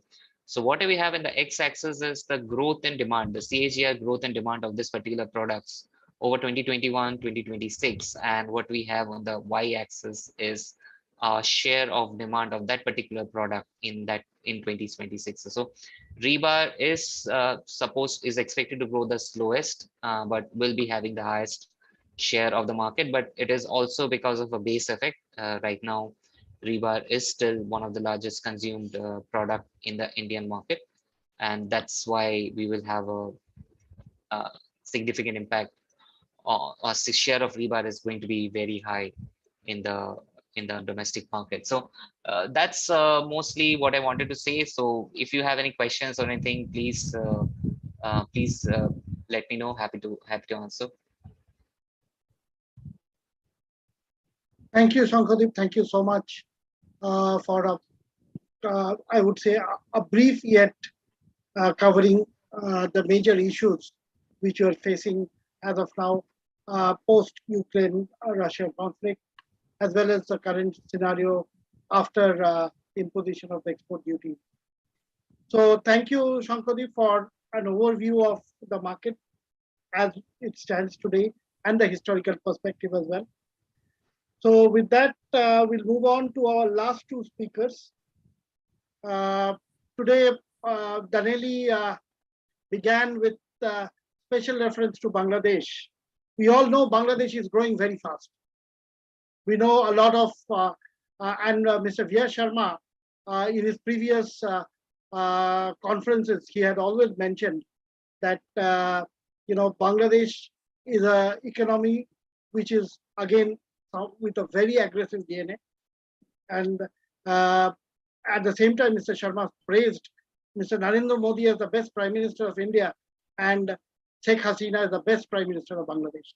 So I remember Mr. V.R. Sharma praising the efforts of Bangladesh, and Mr. V.R. Sharma himself had spent quite some time as the group CEO in Bangladesh. So he has a thorough, in-depth knowledge of the ground realities in Bangladesh, and we know it is growing very fast.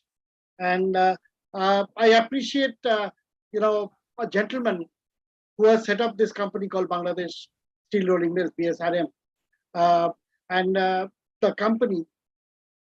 I have been interacting for quite some time with BSRM right now. In fact, the managing director is someone who's from Gujarat. So, he has a very, I would say, strong connection with that of India. And if you see, most of his senior executives have been brought in from India. So with that, I'll move on to Mr. Surendra Jagdale, whom in fact, Mr. Amir Ali Hussain, the present managing director, had referred as the right speaker to cover the subject.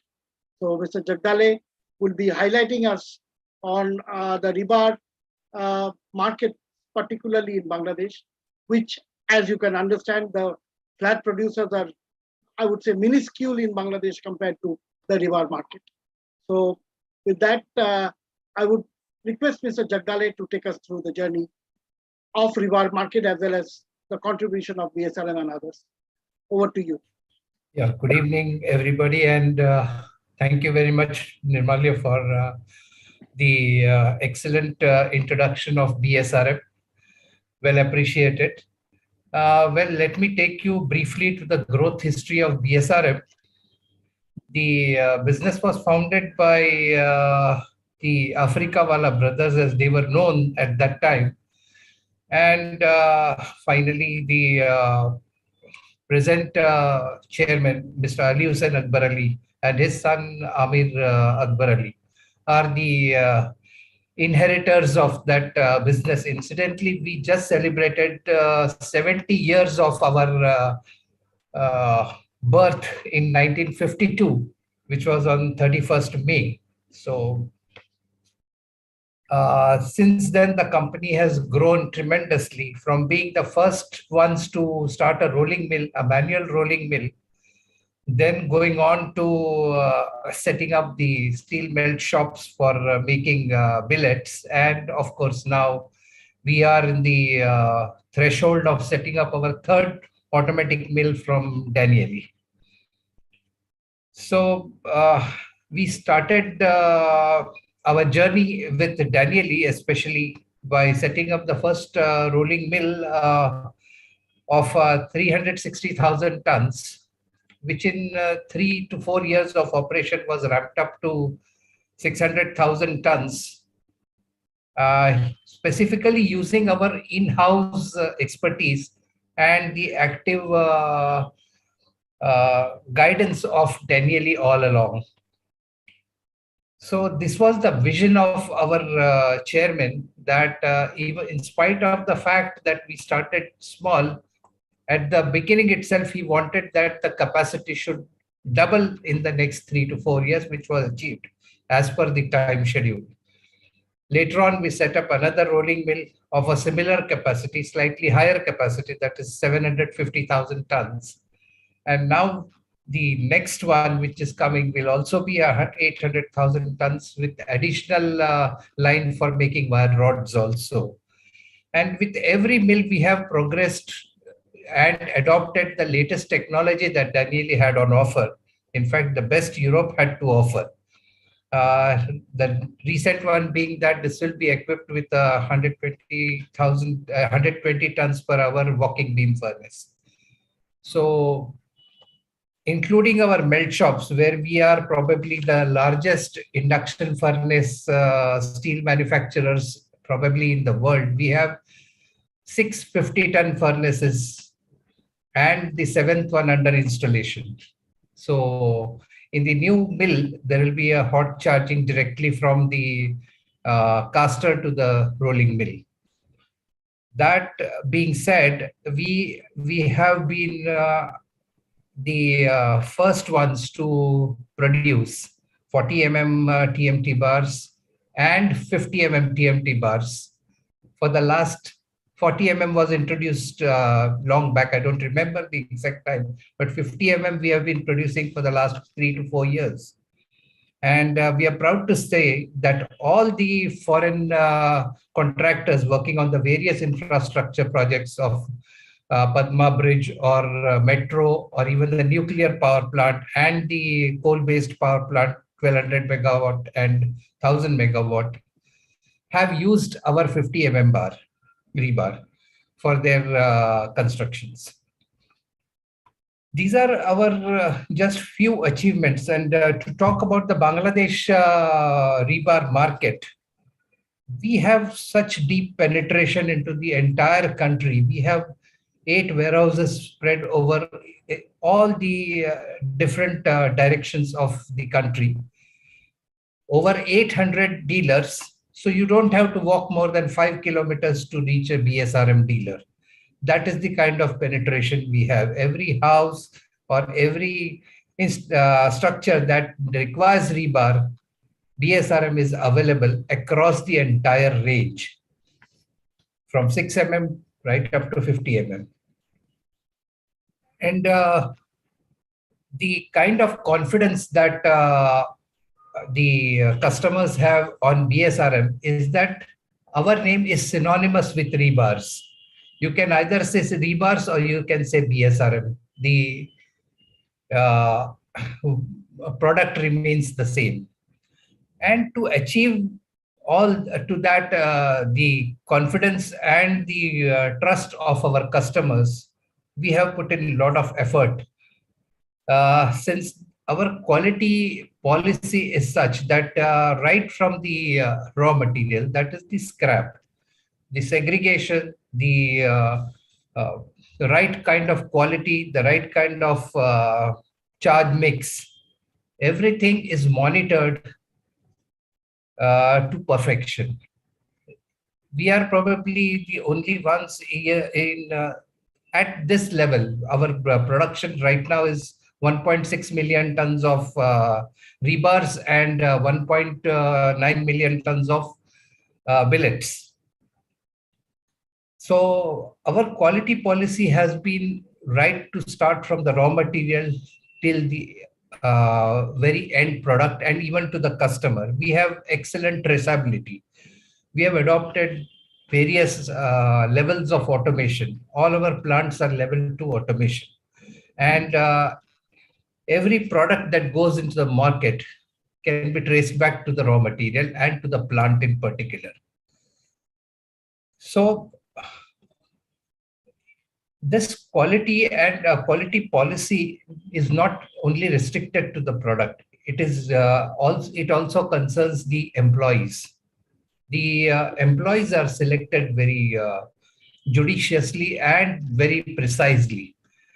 And the total employment in BSRM is to the extent that the employees feel that they own their own areas of operation. Combined along with a lot of safety concerns, no person in the plant, even the smallest one working in the scrap yard or in the slag area, is given the right kind of PPE as well as the education to handle their areas of operation precisely. One more input that I would like to give is that we are having almost 48% market share in Bangladesh rebar market. And that is the certificate of quality and the availability of our product. Coming back to the presentation, it's we have installed the state-of-art pollution control systems because we believe in preserving our environment in the right context, because even though this is a developing country, we do not want it to be a dumping ground for everyone here. So not only, as I said, we have the scrap segregation and handling facility where we also segregate the dirt and the non-metallic materials from our scrap.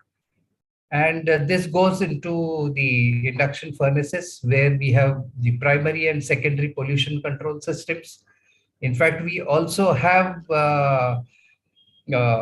equipment that ensure that there is no, we do not discharge any of the solid or solid, liquid or gaseous effluents into the atmosphere. Most of our plants are zero discharge. So we do not discharge anything out into the environment.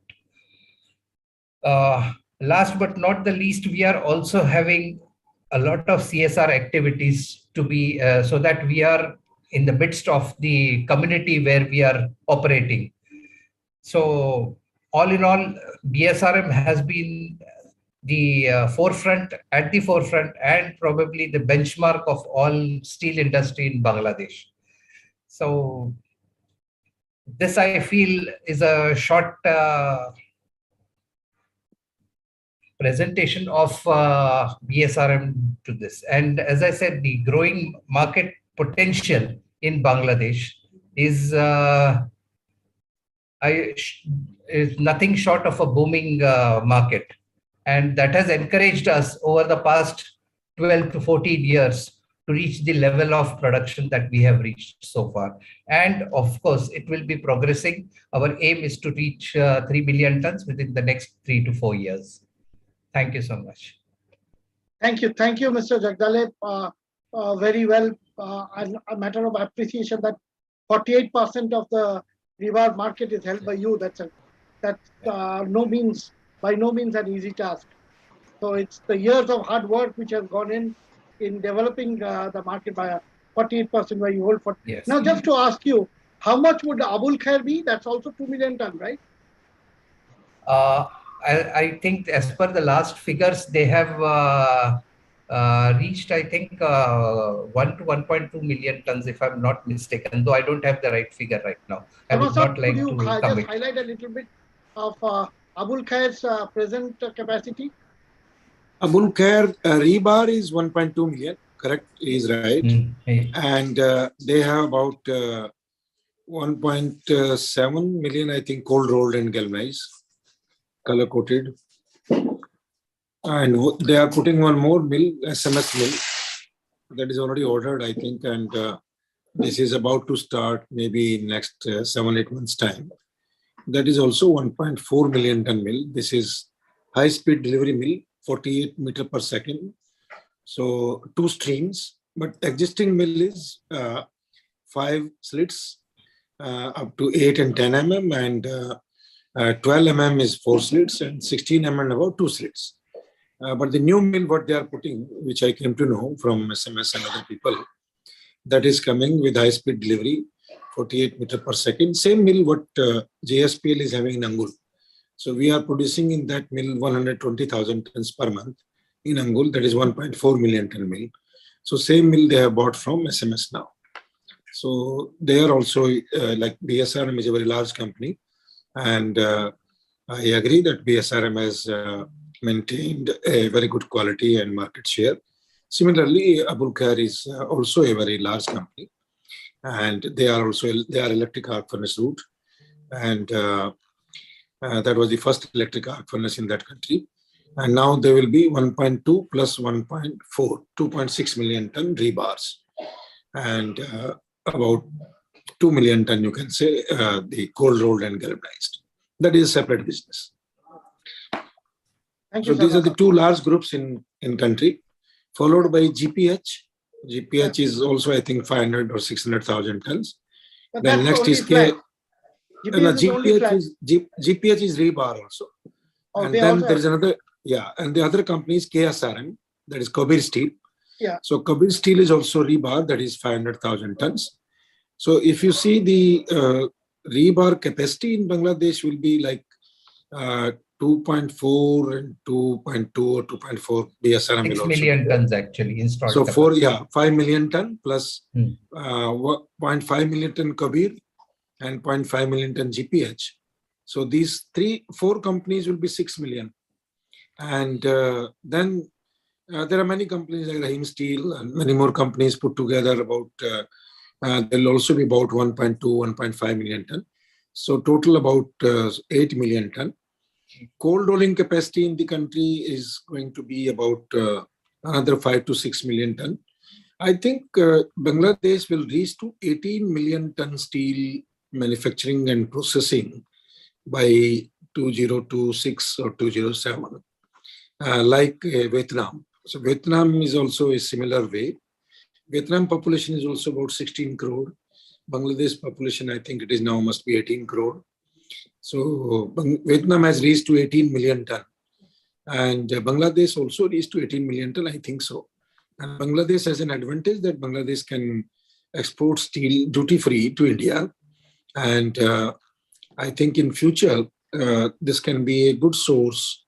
Bangladesh can be a good source for the 7 sisters of India, that is northeastern state of India, which is just 250 kilometers journey. And I mean, from Chittagong port, already now Government of India and Government of Bangladesh, they have signed a joint agreement that the 7 sisters, that is northeastern state of India, can utilize the Chittagong port.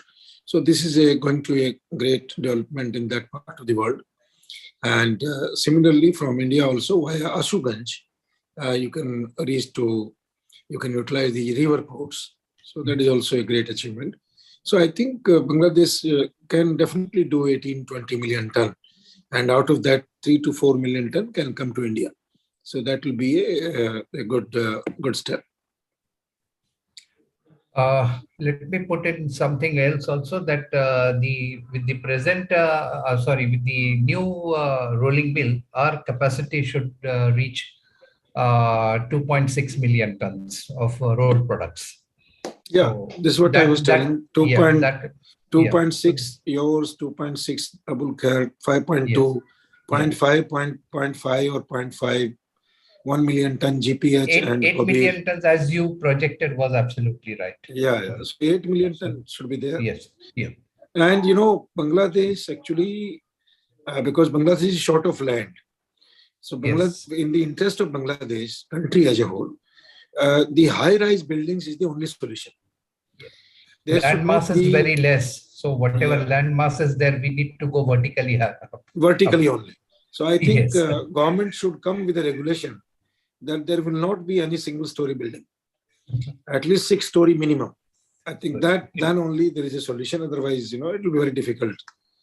And for that, you need a lot of steel. Yes. And the thing is that the cost of housing also will come down if that is allowed. Yeah. And, otherwise, the flat cost is very high in view of the fact that a lot of middle class is now rising. Earlier, the problem was there was lack of middle class, which either you were in the highest category or in the lowest category, and very minimal middle class. So with the burgeoning of the educated class now, the market is definitely poised for a very good growth. Yeah, right. Thank you so much. I'll just take a view from Mr. Azizul Haq, who's been writing in the comment section that 29% of the quality rebar it comes from, I think he wants to mention about Abul Khair, GPH 17%, Kabir Steel 15%, installed capacity 12 million ton as on today, market is 10.5 million. Yes, Mr. Azizul Haq, he is the head of manufacturing at BSRM. So Mr. Haq, the floor is yours. Please share your thoughts. Mr. Haq, can you hear me? Yeah, I can hear you. Yeah, please share your thoughts. Yeah, what Surendra Bhai was telling, you have got already a brief. And previously, basically, I attended a seminar, and then Mr. Hassan Jafar attended the seminar organized by you. And Amir Bhai also, our managing director, he has also attended this seminar and has shared the your highlights of BSRM group. So basically, Surendra Bhai has given in short note everything over there. So our capacity, we are coming up in a very capacity building in a very exponential way. So our capacity is going to be enhanced. That means by 3 million or more than 3 million within 24, we are expecting. So the same way the market is growing, some other players also coming. So one MZI group, your Magna Group of Industries, is coming up with a plant of 1.5 million ton. They have already signed a document with Danieli. So Mr. Andrea Despero, he's laughing. So another plant is coming to place, organized by Bosundara Group. They are also coming with a project of 1.25 million ton down the line within 25th. So the market, growing, the market is growing at the same time. The production potential also is growing. So in the coming future, there will be a very tough competition. So what I foresee, we will have to search for the export market. So that is a short view from my side, but already everybody is thinking about it, and we are now exporting some percentage of your rebars to Indian territory, and it is a very meager percentage, not very mentionable. But in course of time, I hope if the state policies are being consulted or coming in favor, we can give Rebars to the seven sister countries, as Sharma Bhai is telling times again. So we are expecting we will have a very bright future, especially in the river. But other side, your CR coils and other things, your ASR coils, the market is very small. These are being handled by Abul Khair Group, PSP Group especially. So no other, Boshundara also is taking a little bit share. So basically BSRM is not getting diverted to that direction. So we are thinking about one SS producing plant also, which is effectively under consideration. So I think within next 3 to 4 years, we'll be coming up with the SS production line. Thank you very much, Nirmalaji. Thank you, Mr. Hawk. Thank you so much. Thank you. Really appreciate.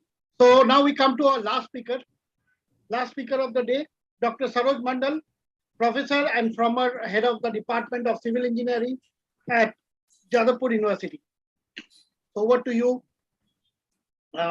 Professor Mandal, to give us an outlook of the application areas and where we need really good structural engineers, we need good architects, which I was mentioning about. So over to you, Professor Mandal.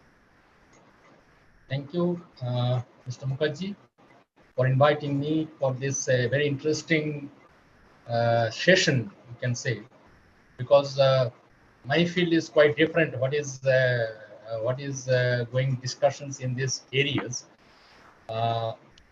Actually, I like to give a presentations basics, that is reinforcing steel on your. Can you see my screen? Yes, please go ahead. You can see. Okay. Okay. Reinforcing steel is a very important construction materials, which is used almost all constructions, even from urban areas to rural areas. And we just like to present is what is the Indian scenario and its roadmap. We know that reinforcement steel is required for any concrete constructions. We know that the concrete is very weak in tensions. So to take the tensions, most of the cases we use reinforcement. Although in sometimes we use reinforcement to take the compressions also because of its very high compression strength compared to your concrete. Now, if we come to the reinforcing steel, basically you can steel normally in our civil constructions, you can divide into two parts. One is structural steel, that is angle, channel, I section, plate and build-up sections. Another is your reinforcing steel. And mostly reinforcement steel, we are used two types. What is mild steel bars as per Indian standards, which is now almost not used in our constructions due to some low strength values. We are using now high strength deformed bars as per IS 1786 2018. But it has two types of categories, basically cold twisted bar and a thermomechanical treated bar. Initially, we started with cold twisted bar, but we have to now change to thermomechanical treatment bar. There are different grades of steels are nowadays available. AP 415, AP 415D. D means it's ductile. 415S, that is some special steel. Special character is there. Similarly, 500, 550, D 600, 650, and 700. These are all based on IS 1786. Also, there are some other steels also, just like I just to mention here, the micro alloying steels and corrosion resistant steel. By changing that content of your chemical compositions, we can produce this kind of steels. Other than this, there are other type of reinforcing steels also are using, that is epoxy coated reinforcements, which is required to mainly where in marine environment, because it's protect your reinforcement steel against corrosions. And there is a codal provisions has been also there in India, IS 13620. The thickness varies from 130 to 300 micrometer. There is a continuous layer without any holidays. That is the most important. And but it will reduce the bond strength. So for lapping or development length, normally increase by 20%. You can also use your galvanized reinforcement steel, hot dip galvanized reinforcement. The codal provision is also there. You can also use high strength reformed stainless steel bar. Necessarily it will be costly, but the specifications for that is also available. Then instead of other reinforcement bar, that is a non-steel bars. That is FRP. You can use GFRP or CFRP bars. These bars are nowadays used mostly where there is a lot of corrosion problems are there. These standards are available as per American Concrete Institute, although there is no Indian standards is available. Design principles are also available as per ACR standards. And this fibers may be of glass fibers, carbon fibers, armored, non-metallic, because these are, so there will be almost no corrosions. The strength, ultimate tensile strength about very high, 1500 MPa. Stress strain behavior becomes linear up to failure. Less weight but expensive, and E value is less. That is most difficult to use it. As I've already mentioned earlier, that you have to increase the E value of total construction materials. Otherwise, we are getting some problems in your deflections or drift. This. But the problem of our GFRP and CFRP bar is that E value is very less, although the strength is higher. That's why we have to think of how we can improve this E value in totality when it will be used in your concrete. Basalt fibers you can also use, but these two fibers that is not yet used nowadays very extensively in India. Now, if we come to the latest IS codal provisions, that these are the grade of steels that is defined in your IS 1786. But nowadays we are almost producing up to 550D. I don't know whether these are available or not. D means is more ductile, and AC is the additional requirement mainly for earthquake resistant design. And there are three different groups for the different diameters of these bars, and we can produce up to 50 mm diameters as per Indian standards. Now, if we come to that mild steel, basically it is produced by hot rolling. This is a good ductile, bendability property, weldability property, corrosion resistance. It can be more elongated. That is, elongation is about 20 to 23%, but it has a very low carbon content. That's why its strength is very low. It has no ribs. That's why it is a very poor bonding with concrete. As it is surface is more smooth, so naturally the bond length will be more, and the lap length will be also more. Yield strength varies from 240 to 350 MPa, and this requirement of this requirement of the steel is more for this kind of mild steel bars if we use it. Now come to the cold twisted bar. It was introduced in India in 1967.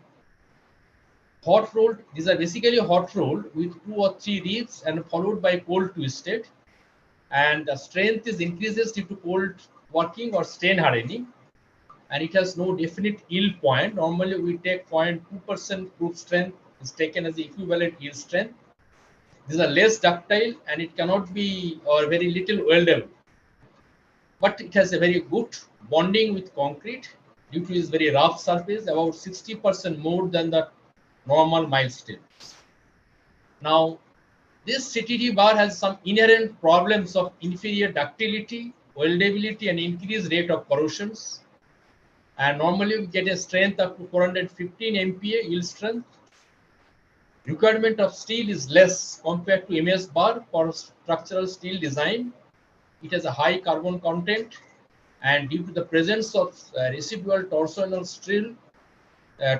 stress has been developed. And that's why, in fact, in Europe, where it was first developed, gave up to use in 70s, a fever after just development.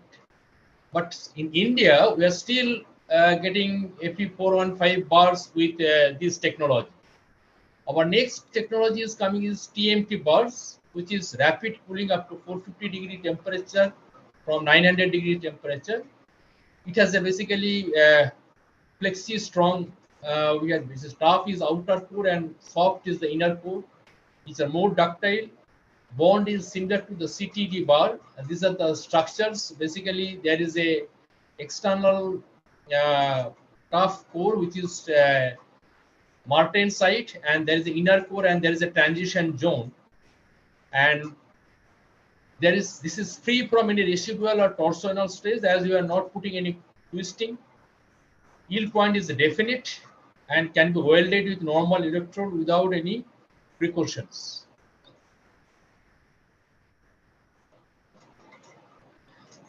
This can has a good strength, weldability, ductility, and the less corrosions. And we can test simply in the field.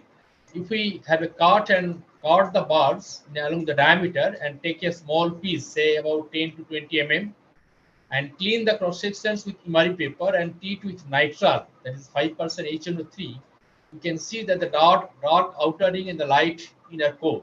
So you can check simply at the field whether your bar is a TMT or not. Now, if you see this your test and diagram, this is your normal mild steel diagram. This is for the cold twisted bar, and this is for your heat treated, that is the TMT bars. We are also getting some corrosion resistant steel, basically by changing that corrosion resistant element, that is copper and chromium, and minimizing the phosphorus content, maintaining the IS 1786 criteria of compositions.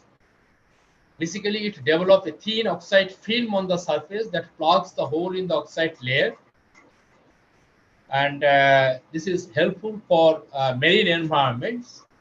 Now, if we come to that, your mechanical properties as per 1786, that is what we are getting here, that yes, there is some special properties has been given. Normally, whenever we provide any grade of steel, we provide like your yield strength only. That is 415. When it is called as ACE, we get a maximum yield strength. That is, after testing, we have to check whether the yield strength is cross these values or not. That is, if it is a cross, we cannot allow for your earthquake resistant design. So similarly for other gate, that is 500 gate, there is a limitations of this. So what we are getting here, ultimate strength to yield strength, there is a limit. So normal value has a 1.1, D has a 1.12, but when it's come to it, S, it gives us a 1.15. Even when it comes to the bending property and the revend property, the mandrel diameter has been reduced for S values. So initially for the normal steel, as the mandrel is given as 3D, 5D, here it is reduced. Now, if we compare to the other steels of similar grades, that is what is the our IS standard is lacking with other codal provisions. If we see that yield strength minimum, if we consider all are equivalent to your 500 yield strength, all are equal to the same steel equal yield strength. But there is a limitations of maximum yield strength in other countries, like your BS steel has a 650, where Australian steel is given as 650 and 600, where our Indian steel only is 500S has given as a limitations of 540. But these two steel has no limitations. Similarly, if we go to the ultimate tensile strength, there is a low specifications for this, but only this has a 40% higher strength than yield strength. If we take a ratio of ultimate strength by yield strength, this is minimum value is given as 1.08, 1.01, and for this it is 1.25, and this is almost similar to your BS steels, and also here with your Australian steels. Percentage elongations is 12%, 16%, and for S it is given as 18%. There is no specifications has been given for these steels, both for BS steels and New Zealand steels. Percentage elongations for ultimate tensile strength, it is given as no specifications for this, but there is a 5% minimum, 8% minimum, which is similar to your UK steel and also the New Zealand steels. So applications wise, this is general. Normally we use D and 500S for your earthquake resistance, but it is not mentioned properly. Here is for general and earthquake zone. This is for general and earthquake zones. Now, if we come to that, as per designing concern for your ductile designs, as per your almost earthquake zone, if we consider from zone 3, 4, 5, that is in Calcutta and higher above higher regions, code has specified that some minimum grade of concrete and minimum grade of steels. Just like here, code has specified that the M20 minimum grade and M25 for buildings. If it is more than 15 mm height in seismic zone 3, 4, and 5, but lot less than required by IS 456 based on exposure conditions. That is for the concrete. And if we come to that steel part, that is, if we come to your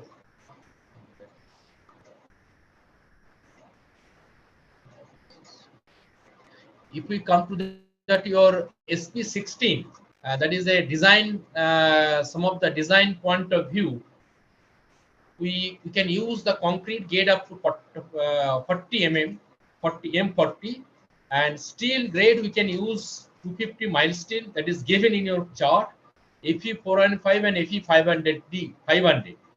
But there is no specification of the calculations has been given, or the chart has been given beyond this, that is 600 or 650 or 700 for this. So all the tables and the graphs are basically based on cold twisted deformed bars. We are not still producing any tables based on your TMT bars. If the steel being used in design has a strength which is slightly different from the above values, chart or table for the nearest value may be used, and the area of reinforcement thus obtained are to be modified in proportion to the ratio of the strength. This has been given based on cold twisted bar, as in your very old specification, that is 1999. And these specifications are also based on your CTD, but the stress strain diagram is like Fe 415, 500, but all these are based on cold twisted bar.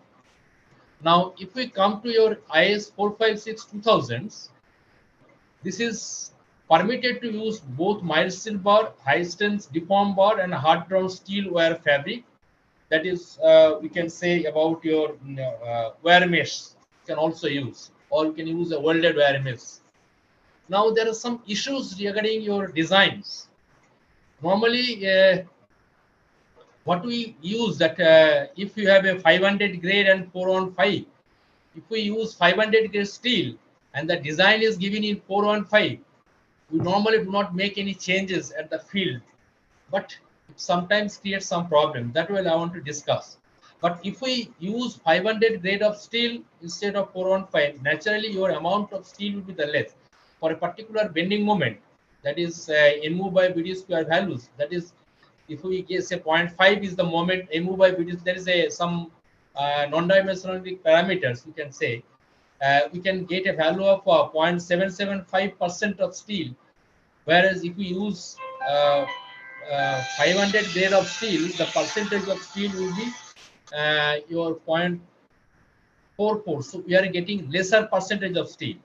Whereas if we have a higher moment, here you can see 1.104 to 0.916. So reinforcement of steel is less by about 17% if we use steel 500 grade instead of 415 grade. But there is a problems in some cases also. If we see here that that is in case of a double reinforced steel, that is if we use both your compression steel and the tensile steels, if we see here that if we have a moment factor of 3.8 and if we change to 3. Say here is a 3.6 to 4.3, you can see the value has been changes from 1.305 to 1.065. From N25, this is grade has been given. So what I am getting here that your singly reinforced to doubly reinforced, your value will be the less for your tensile reinforcement at the tensile side, but your compression steel is, you can get a more. So you can see here the requirement of tensile steel is raised by 18%, but compression steel is more initially, but less at higher range of MOV we discussed. So it is not blindly use that always if we use a higher diameter, higher grade of steel, we always give a in safer sides. Just you can see another clauses here that we are using high strength bars, but still we are using some shear reinforcement is based on 415. If we use 500 or 550 diameter, 550 grade steel, but still your minimum steel reinforcement guidance is based on 415. That is as per IS 456. Now, if we come to that design issues in terms of development length or your lap length. Now, suppose if we are using higher grade of steel for a particular diameter, particular grade of concrete, you see that your factors for development length will always increases as it is quite natural. So your lapping length will also increases. But you can reduce this if we can use your high strength or high strength concrete. So what you can see here that it is always advisable to high strength steel with your high strength concrete. Otherwise, there will be a lot of problems. That is, you are not getting benefit because your development length will be higher, and your some minimum criteria based on your shear and other parameters. You have to use ultimately higher amount of sticks. So my suggestion is always use high strength steel whenever you use a high strength concrete. For M20 grade concrete, it is better not to use a M500 or M600 grade of concrete, 600 grade of steel. Similarly, it is also given for your 600 bars. Now, tying of reinforcement bars. Tying does not add to the strength of the finishing structures. A specified number of intersections are to be tied. And criteria for tying is that mats, cages, or bars will not displace during casting and finishing operations. Now come to that your epoxy coated reinforcement bars. That is your nylon sling or other padded materials should be used for lifting. That is one of the important parameters for your site point of view. Lift and set the bars in places. Bars should not be dragged to places. Minimize the walking on bars. Set up the separate walkway, and bars to be visually inspected for damage after placements. Now there is another problem is your reinforcement steel pricing. That is what is you are facing in your lap splicing, that is which is more common. Welded plies, which is rarely used, and mechanical plies. Nowadays we are using coupler. So if we want to use high strength bar, my suggestion is always try to use coupler. Otherwise, your development length will be the more in that case. So if we come to the concluding remark, that is another important thing that if we use a high strength steel and what is its effect on concrete is a very limited study, particularly very limited study in your reinforced concrete, and high strength steel with low grade concrete is not suitable. Testing of bar is also needed to check the IS code specifications, because there are some cases where marked it there, but we don't get the strength, particularly if we get a steel from recycled materials or like that, or if we take from any small steel manufacturing sections where the quality control is not proper. With this, I conclude my presentation. Thank you.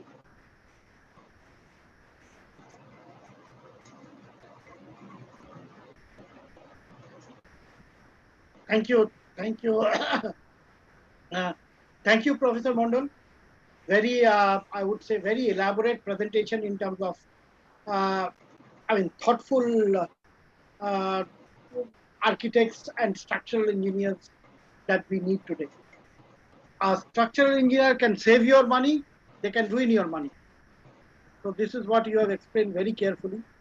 And at the same time, you have mentioned that, as normally when we go for construction, there are a lot of myths we are used to, which you have actually clarified very clearly.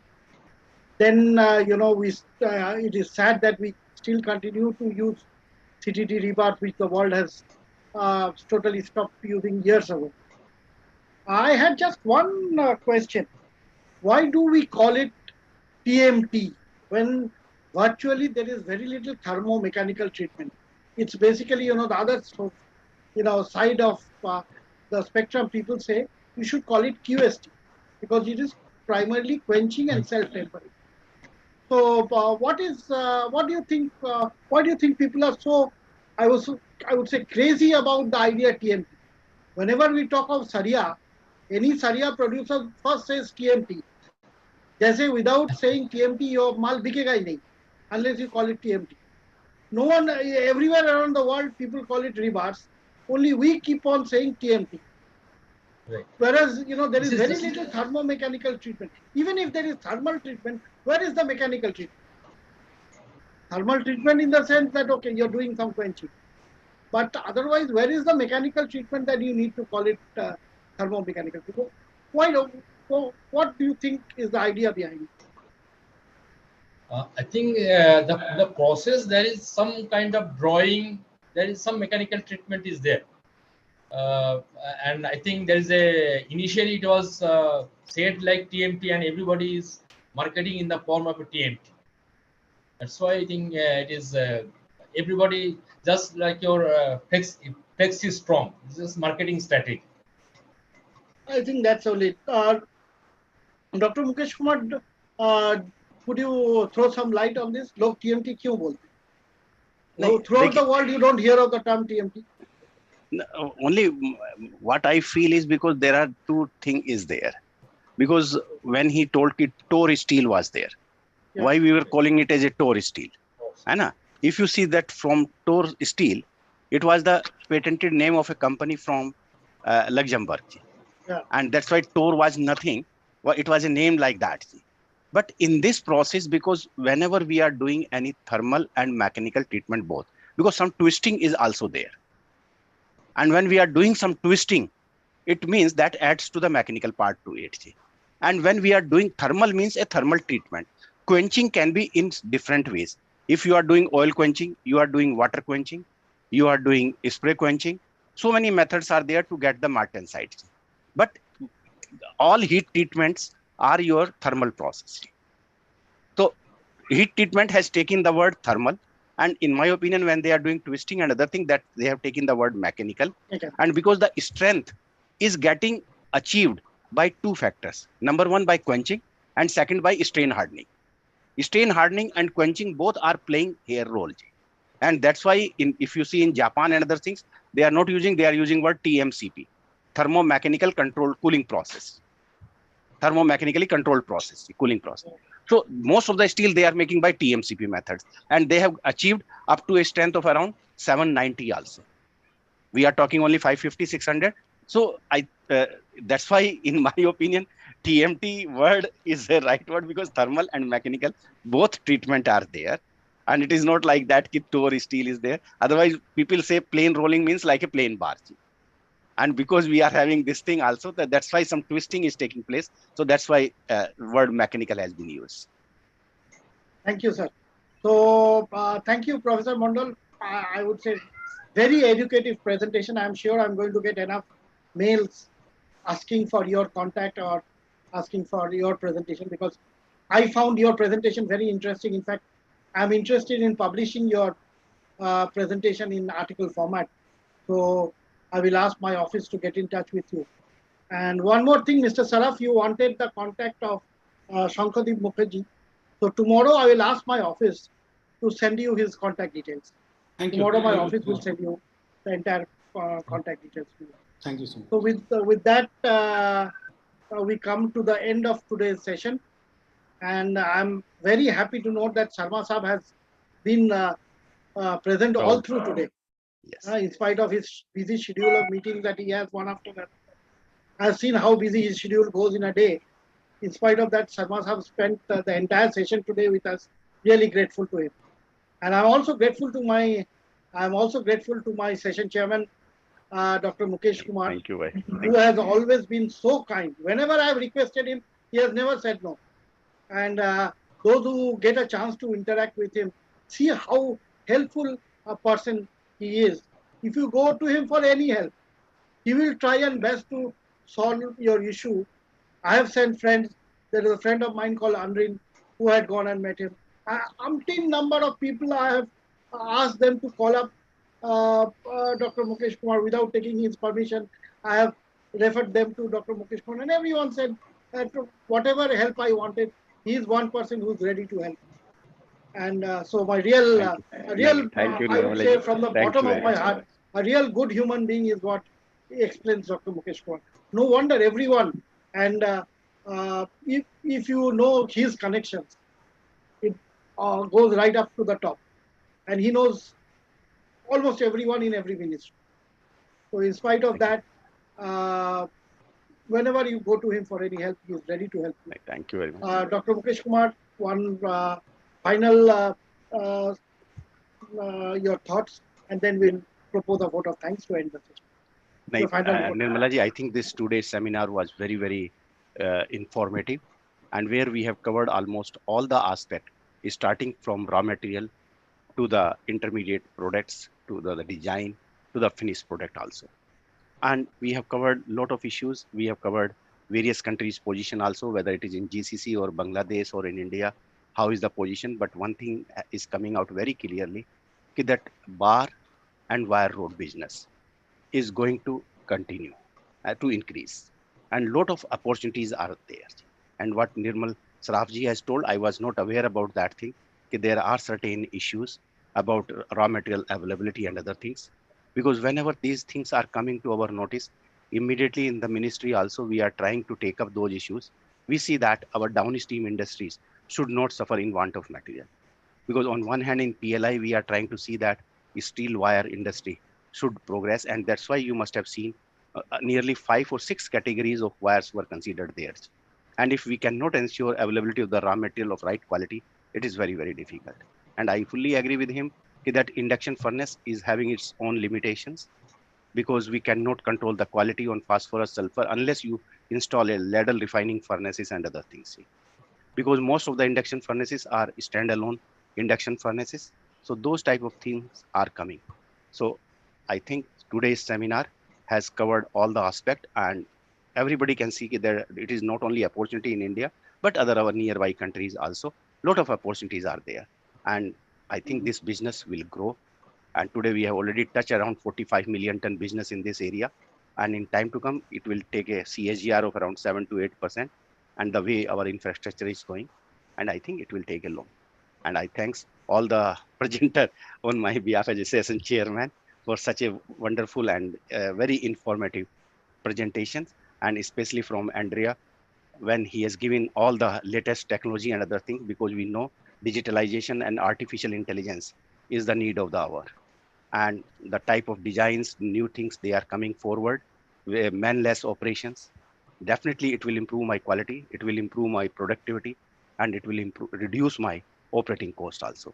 Because sometimes people feel that putting money in artificial intelligence, digitalization, supervisory controls does not add, and that's why they don't bother. But they don't really realize the importance of these things. It affect their financial budget also, as well as the operating.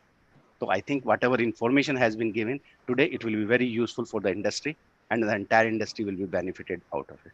So once again, thank you all, and thank you, Nirmala ji, so much. Thank you, Dr. Mukesh Kumar. Mukesh Kumar ji, the help that I have received from you, there are certain debts which one can never repay. So one among that, like Mr. V.R. Sharma, I told him once that, the way you have helped all through, and not just helped me, you have helped the entire industry. Today, you name anyone in this industry, no one would be able to say they don't know the name of Mr. V.R. Sharma. Outside the industry, inside the industry, because he has made this industry what it is today. It has made our industry so strong that today you cannot ignore this industry. And it is as we all say, it is a basic industry. We need support of everyone. I am sure to end off, let me just wish that the government of India's initiative towards controlling inflation takes effect immediately, so that we are able to, remove the export duty in the days ahead, and this industry is able to perform its duties as the Honorable Prime Minister expects us, this industry, to do. So once again, I express my sincere thanks to Dr. Mukesh Kumar, Mr. V.R. Sharma, Andrea, Mr. Jagdale, Professor Mandal, Mr. Nirmal Saraf, Mr. Mittal from JSW, Sankadeep, all the authors who are there, our sponsors, especially Sham Steel, Jindal Steel and Power, JSW, and Dhaneli, for supporting this event. Without your support, we would not even be able to move these 44 webinars that we have been doing since the pandemic began. And with that, once again, a sincere thanks to all of you, and look forward to your support in the days ahead. Thank you so much. Thank you, Sharma Saab. Thank you. Thank you, Mr. Nirmala. Saraf. Thank you, everyone. And thank you. Goodbye. Goodbye. Bye bye. Thank you. Bye. Thank you. Thank you, Andrea. Bye. Thank Ciao, you. Bye. ciao, ciao.